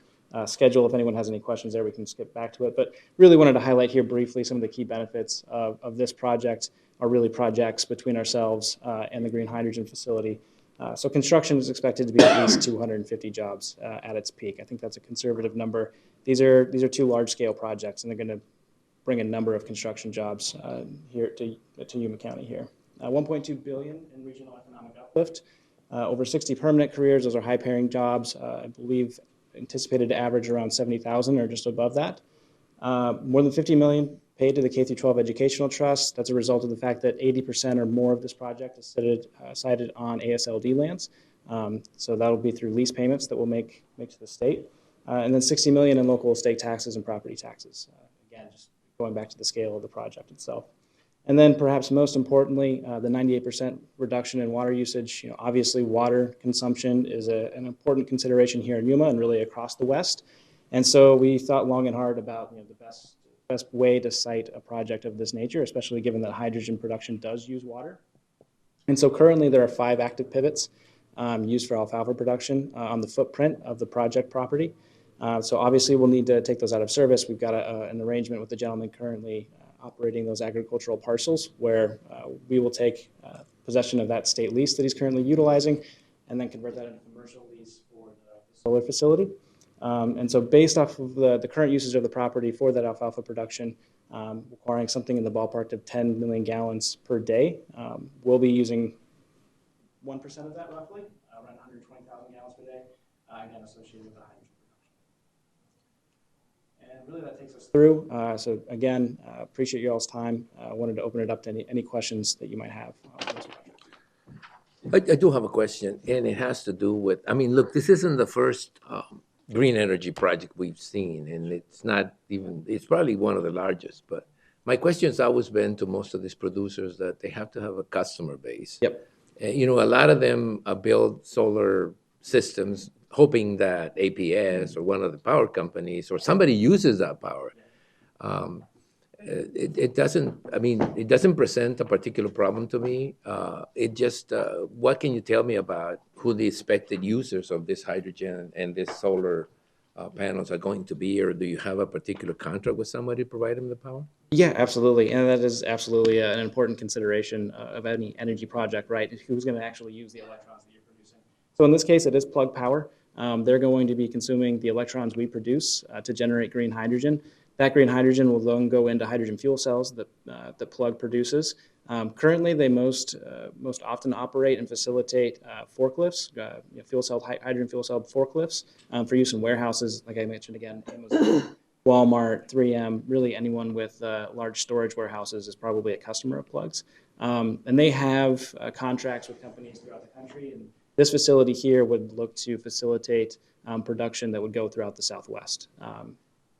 So that's where the use would come from. And Do you have again, any overages? Are you overbuilding it, or? yeah, so the way it would work on APS's system, our max capacity, our max output during peak times would be around 300 megawatts. About a half of that will be consumed real time by Plug. The other half will supply APS's system during peak hours. You know, it just so happens that here in Arizona, obviously it gets a little warm during the day. And so max consumption on APS's system occurs during those daylight hours. So our production will go to offset their peak demand load. And then at night, Plug will pull from the grid when rates are much cheaper. And then basically take that offset from APS. But real time, yeah, we'll be supplying their full load. Yeah. And I've always, you know, as a further comment on this, I've always thought that this particular concept, for lack of a calling it, a dream of having all these cars that are going to run on something else other than fuel, you know, carbon fuel, it's always been surprising to me how people don't see the transition as needing power anyway. I mean, it's just which way you're going to produce that power. So to me, hydrogen and solar power, other than wind power, is pretty much a solution to that issue, because we're going to have a lot of plug-in cars that are going to need, you know, power. And obviously, power's got to come from some ways. And I hope that APS isn't thinking about taking the power it supplies to homes and businesses and so forth and trying to feed that need, because there will be a need for it sometime, maybe not the next year or two, but the next decade probably would be a situation where they need to have an additional source of power to be able to feed that need for, you know, electric power. Yeah. So it works. I wish you the best, and I hope it's one of those projects that actually gets done. I appreciate it. And I guess just to highlight again, I think one of the unique facets of this project is the fact that we're coming with the customer in hand already. And exactly to your point, it is usually one of the most challenging aspects of these projects to find a home for that power. Which is a problem we've already solved in this case, which is great. Thank you. Is there any other questions on the presentation before I turn it back, you know, to the general public for the comments, if there's any comments? Thank you. Thank you for the presentation. Very well. Are there any comments from the public? If not, I'm going to close the public hearing and turn it back to the board. Are there any comments or questions from you guys? If not, I'll entertain a motion to approve the first step, because it is a first Mr. step. Chairman, I'll make a motion to approve as presented. Is there a second? Second. This will be a motion to approve as recommended by the Planning and Zoning Commission, with all the staff added. All right, so there's been a motion, a second to approve as presented. Any more discussion? If not, all those in favor of the motion signify by stating aye. Aye. Aye. So anybody opposed? Motion carries. Thank you. Go forth and multiply. Really. Sounds weird, but. The next item, you know what? I have a public request before you come in, Alex. I have a public forum, like a speaker forum, and it's from Tanya Wright, and it's about an update on the public library teen room. Now, the first thing I'd like to ask you is, did you get the email from the public library this morning? Because they sent you one at 9:06. No, I haven't checked my email. I knew it was kind of late, and so I asked them to send me a copy, because obviously you wanted to have a report. Look, I'm going to read it to you so that you know. Yes, please. It says, I wanted to let you know that I received the book list that you dropped off last week, and I have asked some staff to review the list for books that are already in our collection. Once they have completed the list, I will further update you on where the books are located in our library. The American Library Association is what libraries use to guide them in helping in selecting books, as well as classification of books. We use the Dewey system to shelf books in our libraries. Mr. Chairman, Dewey Decimal. Well, it said Dewey system. I'm reading verbatim here. Here's a definition of young adults from the American Library Association. The American Library Association defines young adults as individuals between 12 and 18 years of age. These years are developmentally challenging, and a definition of service to this group may encompass everything from quality reference for homework purposes, reference homework help to community collaborations. Hope you have a wonderful Thanksgiving, and we'll follow up with you soon. Lisa Mendez. So if you haven't gotten, I can give it to you. You have an email. I will check it and see if I have received it. Thank you so much. I really appreciate it. No problem. I was asked to give updates here, so I just wanted to let you know that I did deliver that packet, and I did hear this morning that they are looking through the list. I did put on my cover letter that I know that a lot of the books on the list are in the library. They're just in the adult section as opposed to in the teen room. So I'm just trying to get the books more accessible to the teens, and just throwing it out there.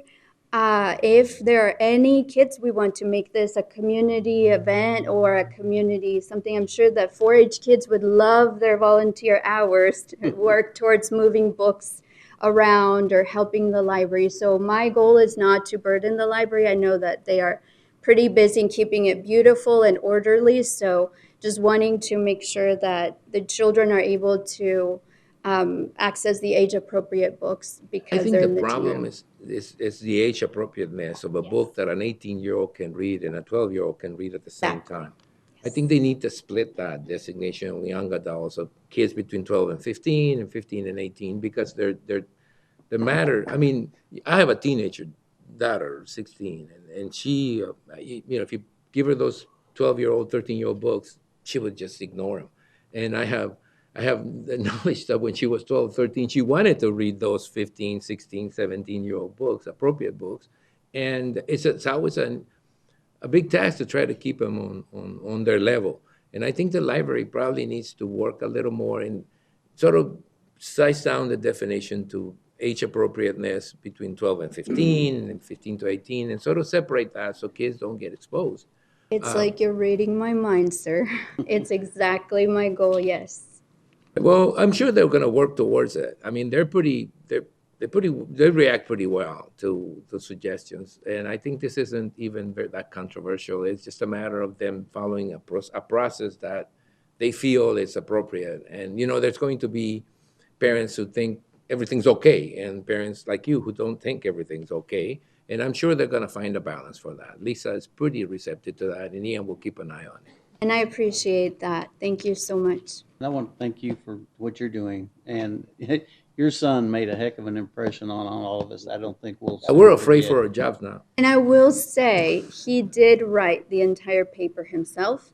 We have been working on his writing skills since he was young in our homeschool, and both my children do weekly presentations in front of classes since they are 4, starting at 4 years old. So they are very used to public speaking. They had never spoken in front of a body like this, of course, but it was easy for him to write it. He looked at ease. He looked, like I said. What district do you live on?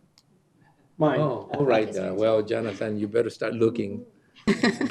All right. Thank you very much, Mr. Wright. I appreciate it. All right. Anybody else? I mean, I keep the open to the public open until the end of the meeting for this particular reason. Sometimes people show up. Alex, you're next. And the item next is discussion and possible action regarding state and federal legislative updates, which may include international issues, status of bills affecting Yuma County, timelines, and composition of the legislatures and legislative strategies and priorities. So you have a PowerPoint presentation. Mr. Chairman, members of the board, thank you, Alejandro Figueroa, Yuma County Director for Economic Development and Intergovernmental Affairs. So I'll start with the CSA. The CSA is having some changes at the executive level. There's a new president, and I've listed the new executive committee members. President Jason Whiting, Supervisor Steve Miller from Pinal County, and Supervisor our own very own Lynn Pancrasi from here, Yuma County, Supervisor Dan Smith from Graham County, Supervisor Rex Scott from Pima County, and Supervisor Gene Bishop from Mojave County, who is the immediate past president. And I'd also like to congratulate our Supervisor Martin Porches, who is now the vice chair to the Medium County Caucus. Sitting along the chair, the vice chair is Mary Mallory from Yavapai County. Just to give you a brief update on the Yuma County Legislative Roundtable, we've selected the date, which will be December 16, from 9 through 11 o'clock at the main library in Yuma. And we're hoping to have all, if not most, if not all, of the Yuma County elected officials, state legislators, and county head departments. As far as this morning, we had 4 state legislators confirmed to attend: Senator Kerr, Senator-elect unofficial, I don't know if it's official or not yet, but unofficially Senator-elect Fernandez, Representative Tim Dunn, and Representative-elect Sandoval. If the board has any suggestions for the agenda, please feel free to share them with me. We're drafting the agenda this week and hopefully have it out by early December.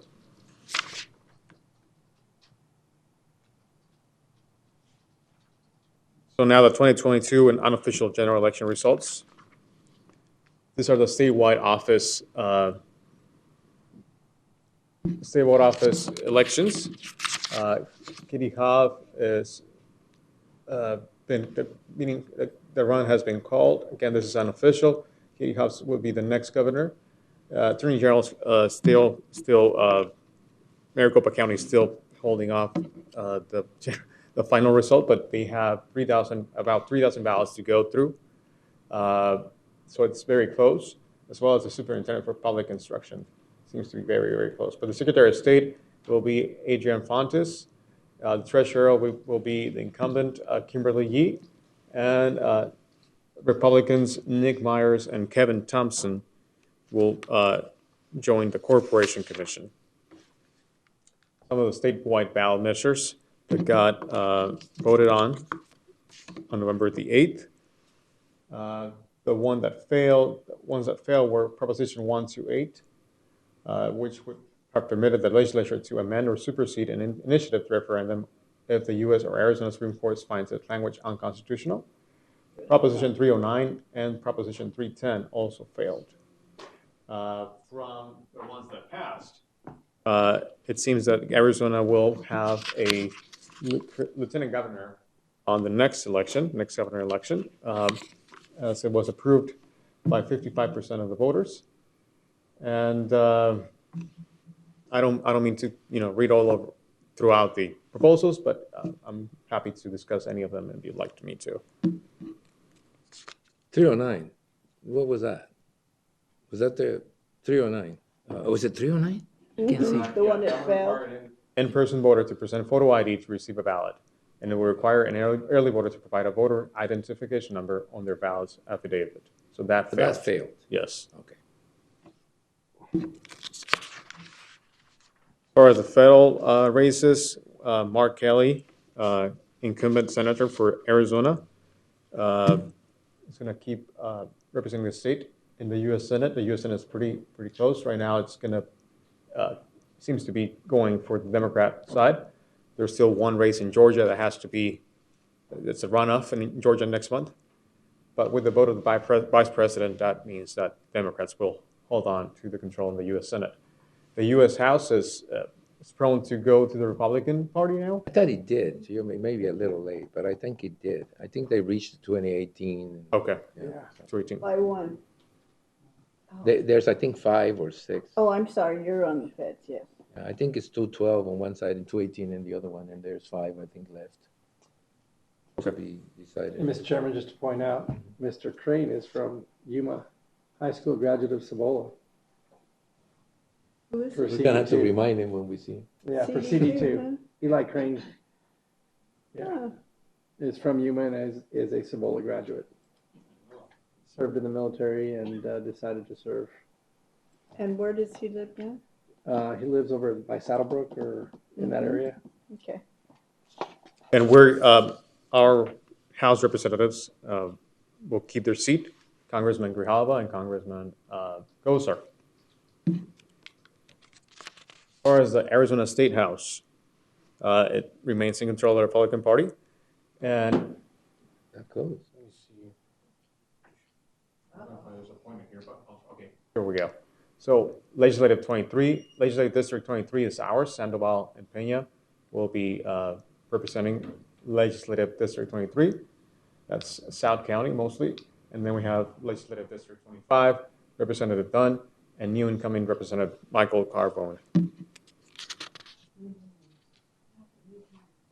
The House leadership, as it stands right now, will have the Speaker being Representative Toma, and Republican Party, and Majority Leader Representative, I don't know how to say his name, Biasucci, and Majority Whip, Biasucci. Representative Martinez from Pima and Pinal County.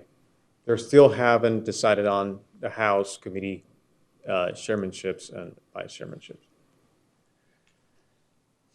State Senate will remain in Republican control. Again, Senator-elect Fernandez will be representing Legislative District 23, and then Senator Kerr will be representing Legislative District 25. She's the incumbent. Good news for Yuma County is that Senator Kerr will be the majority whip, and she will be the chair for the Natural Resources Water Committee in the Senate. That's, I believe, good news for Yuma County.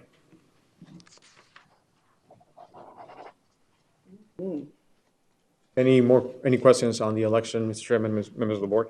You know, to me, it's surprisingly, it's surprising that almost everything remains pretty much the same. I mean, as much, controversy and discussion and elections and talk, it's pretty much what we had. We had 31 representatives, 29 Democrats, 31 Republicans. We had 16 Republican senators and 14 Democrats. And after all this movement and all this stuff, what do we have? 31 representatives that are, Republicans and 29 that are Democrats. And 16 Senate Republicans and 14 Senate Democrats this far. That's kind of that's like not moving at all. But yeah, it's kind of, I don't know, I just find that to be surprisingly close. All right. So moving on, and I would like to bring this up to the board one more time. This is the Western Interstate Region Board of Directors and the National Association of Counties seek to establish a national center for public land counties. They have been developing this concept for the past several months and believe its establishment is imperative in order to advance the interest of public lands counties in the United States. The concept of the center was motivated due to historic passage of the Local Assistance and Tribal Consistency Fund, from which all Arizona counties received a share, and the granting of new authorities to federal lands agencies to broaden the scope, pace, and scale of resource management work with local governments. The WIR board and NACO concluded that a one-time investment of a small portion of this unanticipated funds could capitalize the center and create a once-in-a-lifetime, quote-unquote, a once-in-a-lifetime opportunity to scale the collective knowledge, impact, and body of learning from America's public land counties. The center will develop information all counties can use, and just as importantly, implement strategies to elevate the narrative around public lands counties and the national interest in our prosperity by showing how public lands are interconnected with the country's needs. So the fundraising, financial participation in the center is voluntary. It will be managed by NACO and overseen by the WIR. Through involvement with NACO, WIR, and NACO's Public Land Steering Committee, Arizona's counties will have an opportunity to shape its work and to benefit from it. So the fundraising target is $15 million from public land counties. To achieve the goal, they're requesting counties contribute the equivalent of 1% of the LITCF fund allocation, which for Arizona would be just around 1.2 million in total.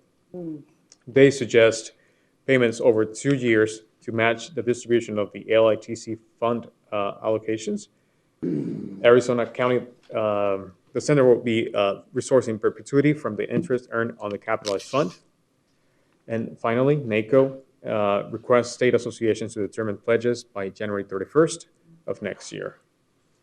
And the total for Yuma County, if the board would be in favor of pledging those funds, would be 120,000 in total.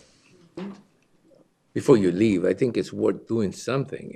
It's not, it feels really weird every year to go out and argue the same points. I mean, yeah, and then, you know, I don't know if it's a matter of backing up a request or simply that they like to hang out over our heads, but it certainly doesn't feel like it's a point that is made and is sure every year. I think that we may have a problem if we can't convince them of the necessity or the need for this kind of contribution, because it is 117 million, 118 million for Arizona. It is quite a lot and you, as you probably well figure out, most of those eastern counties don't have that problem. They are pretty much well developed and they're pretty much small.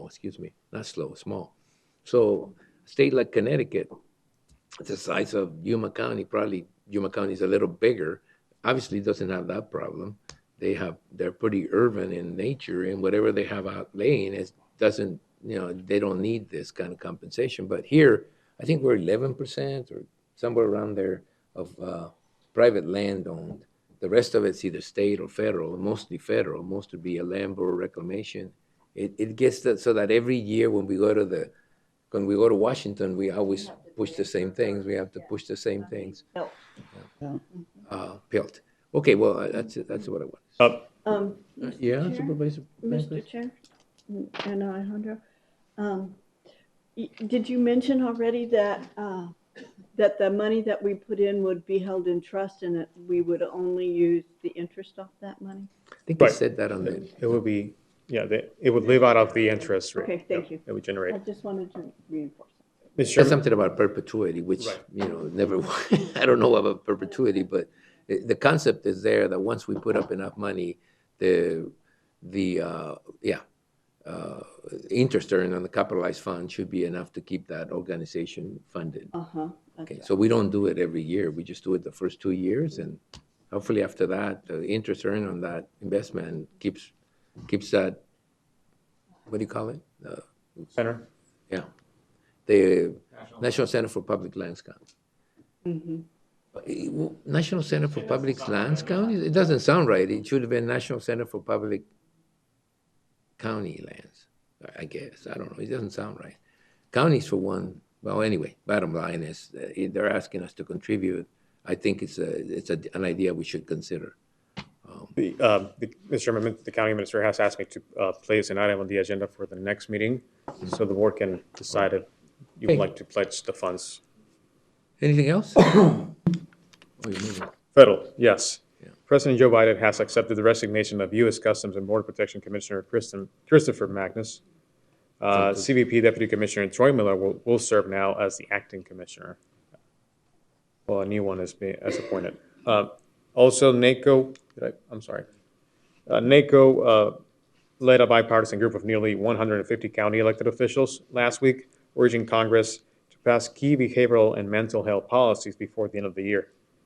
County leaders outlined supports for policies that would amend the Medicaid inmate exclusion policy, repeal the Institutions for Mental Diseases exclusion, fund direct and flexible grant programs to counties to support the recruitment, training, and retention of a sufficient behavioral health workforce, sustain federal funding to support local crisis response infrastructure through Medicaid, and enforce policies that ensure equal coverage of treatment for mental illness and addiction. On the international front, and for the chairman's request, I have attached the latest map of the San Luis Port of Entry expansion project right now.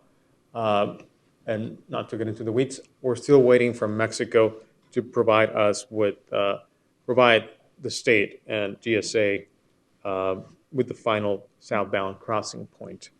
The Arizona-Sonora Border Master Plan, Border Infrastructure Master Plan, Policy Advisory and Technical Committees met on November 17 last week in Phoenix to discuss the ranking criteria to prioritize the different projects.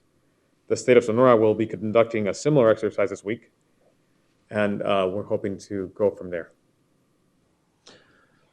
Just one comment. I mean, it seems to me that the idea for this conceptual idea is to try to keep pedestrians in the middle, away from the traffic, either going into the United States or coming into Mexico.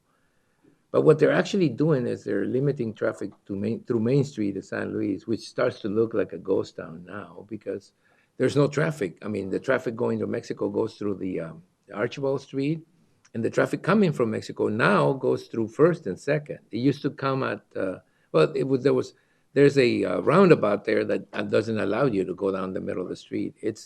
I've mentioned this before, but I think that the Port of Entry GSA, which is the one that manages the port, and the people that have been planning for this are really looking at facilitating the flow of traffic instead of creating additional demand for commercial in the middle of town. It's going to be challenging to keep that downtown commercial district vibrant because it's losing a lot of its traffic. Hopefully the pedestrian traffic will compensate, but I don't know. I don't think they were thinking about that when they were designing it this way. But even if they were thinking otherwise, that's a very, very difficult thing to do. To keep Main Street from deteriorating because there's no traffic. I think it's a horse that left the barn some time ago, and I don't know if it's ever going to come back unless we start emphasizing you can make a left and go down the Main Street in there, which could be, but I highly doubt it. People going into the United States just are not thinking about going to downtown anymore. Anyway, that's it. Yeah, Mr. Chairman. Yuma County was well represented at the meeting last week. Our county deputy administrator attended that meeting, and as well as YMPO, the city of San Luis, and other leaders across the county. But like I said, when I hear anything that concerns that development of the new port of entry, I keep hearing what works for customs, and I keep hearing what works for Mexico, and I keep hearing what works for San Luis, Arizona. I just don't hear anyone say anything about the commercial district in the middle of town. It's almost impossible. It's like trying to, well, I shouldn't say that the city of Yuma has been trying for years to bring this Main Street up. I mean, this here, and we keep doing more and more to try to liven it up. But most merchants in the past depend on traffic counts in front of their places. If you don't have traffic counts in front of your places, your chances of survival diminish. You get passed by it, right? And I think the Main Street in San Luis, if it wasn't for McDonald's or...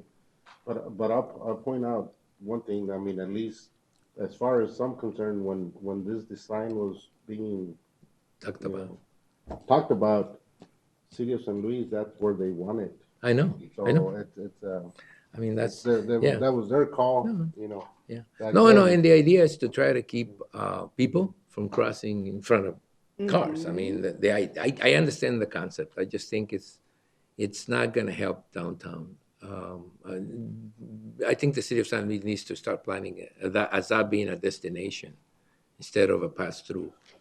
But anyway, that's another story. I mean, I did see the alignment. I think Jenny sent me a copy of it early, and I mentioned that, but I don't know. I don't know if the new mayor is going to have a different perspective of it, but I think it's a little late in the process anyway.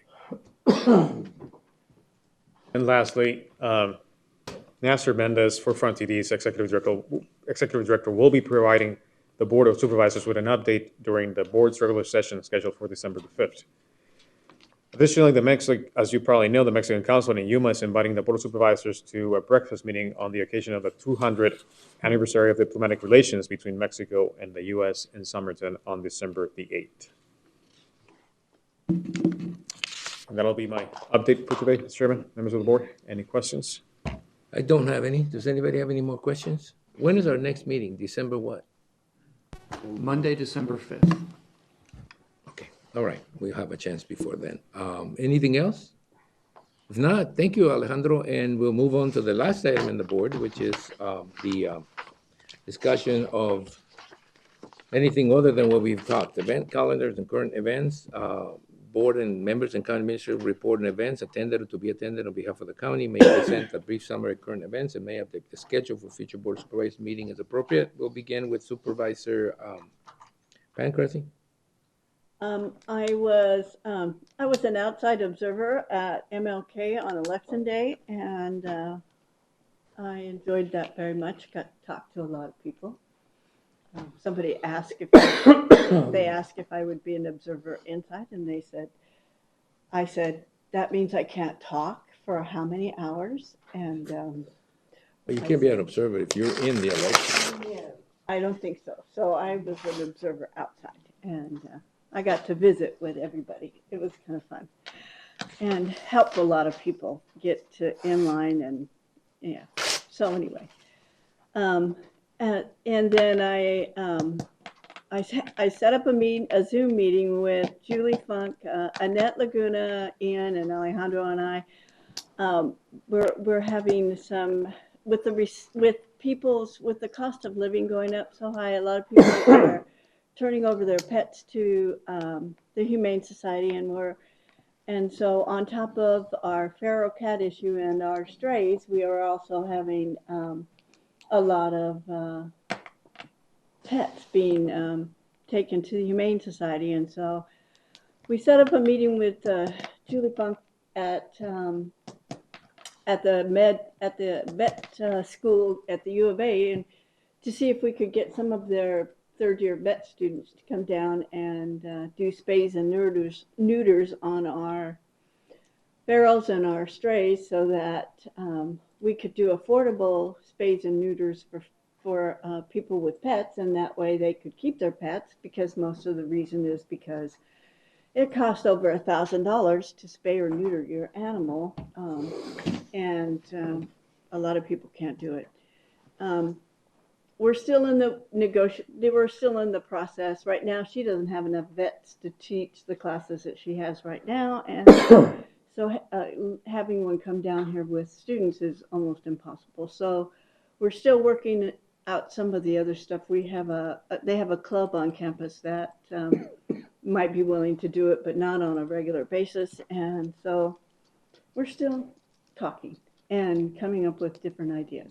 So I was in the Veterans Day Parade with Tim Dunn and Sheriff on the boat, and I was so proud of our community. You should have seen all the people all along the parade route. It was at least 2 and 3 deep the whole way, and it just made me very proud that our community came out to celebrate our veterans in that way. Anyway, it was wonderful. And I went to the CSA Board of Directors meetings and the Medium County Caucus up in Phoenix. Supervisor Lyons. Had a meeting with the ADEQ.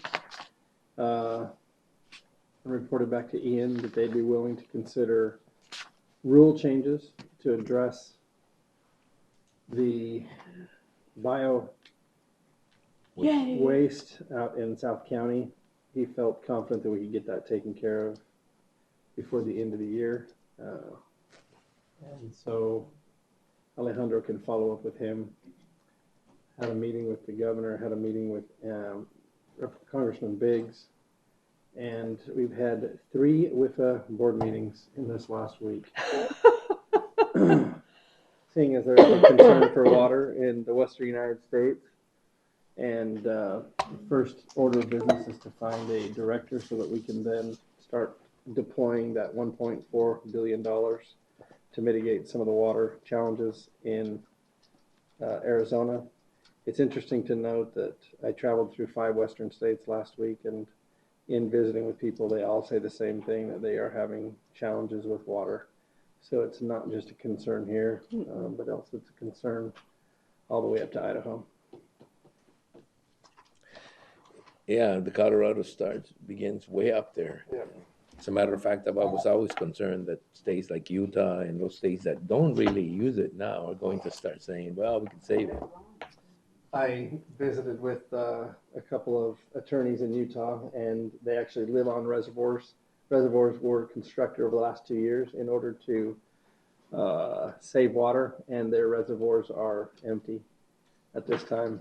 And it's going to be tough. It's going to be a tough fight. Supervisor Simmons? We attended the MCS cake cutting ceremony with Supervisor Lyons. Attended the Welton VFW parade, which was nice. You know, it's not as big as in town, but it's a nice little parade they have out there. Met with a group in the foothills, reference to feral cat issues. It's just, you know, Humane just doesn't have the funding or the manpower to handle this problem. And it's like Lynn said, we've got to find some way to help them or something. It's because it's just getting totally out of hand, not just the foothills, throughout the county. Sat in on a Yuma County Farm Bureau meeting. We were discussing reference some upcoming businesses out in the East County. Sat in on the CSA as well. They were talking a lot about the Prop 400, I think it is, which is the half-cent sales tax up in Maricopa. Kind of frustrating with that, because I think if they quit spending all their millions of dollars on artwork along the interstate and the overpasses, that would free up a lot of money for these other counties as far as getting money to fix our roads. But that's my feeling on it. That'd be ugly. That's my feeling on it.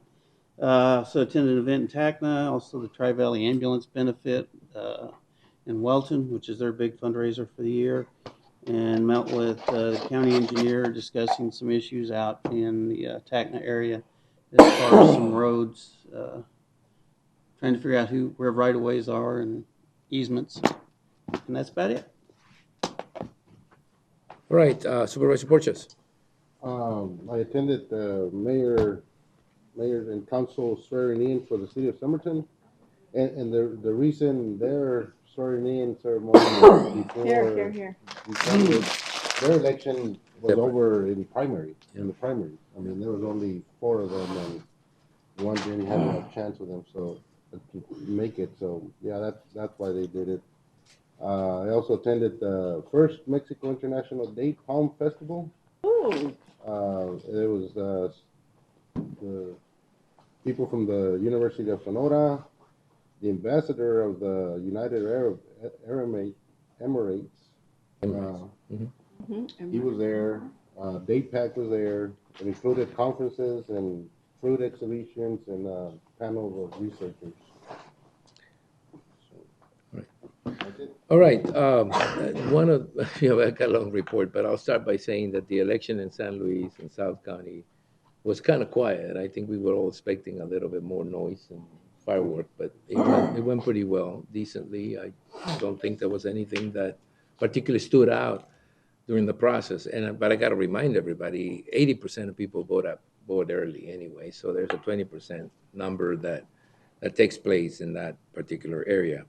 Now, December 7 through 9 is ACO's conference in Tempe, I think. So I know we don't participate that much in ACO, but every once in a while, it'd be nice if those can go just to show up and say, we're here from Yuma County, we're a member of the Board of Supervisors. So I want to mention that anyway. The Tamale Festival, when does it take place? 17th. The 17th of December. Don't forget to get your tamales ready for Christmas.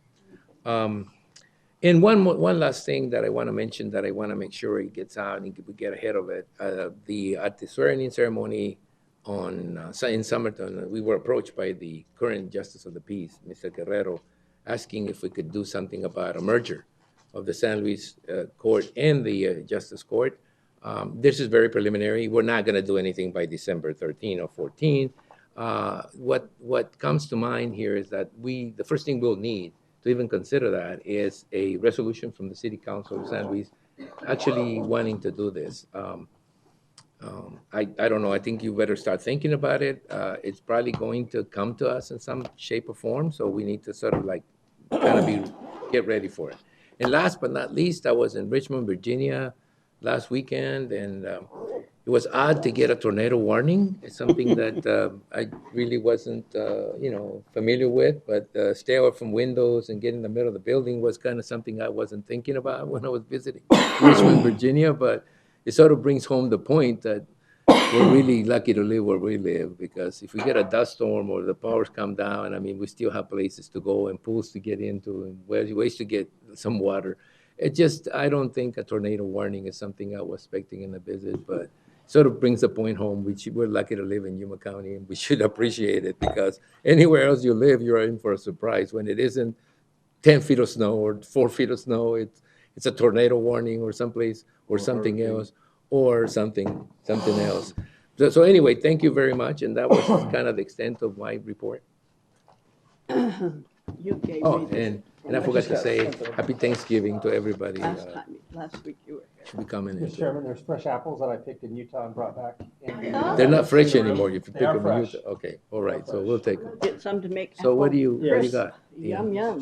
Just also, of course, attended the swearing-in ceremony in Somerton, participated in 2 feral cat meetings, attended a local workforce development board meeting, met with Supervisor Porteous, met with new Somerton City Manager Louis Galavis, had a virtual meeting with Is Luis still the city manager?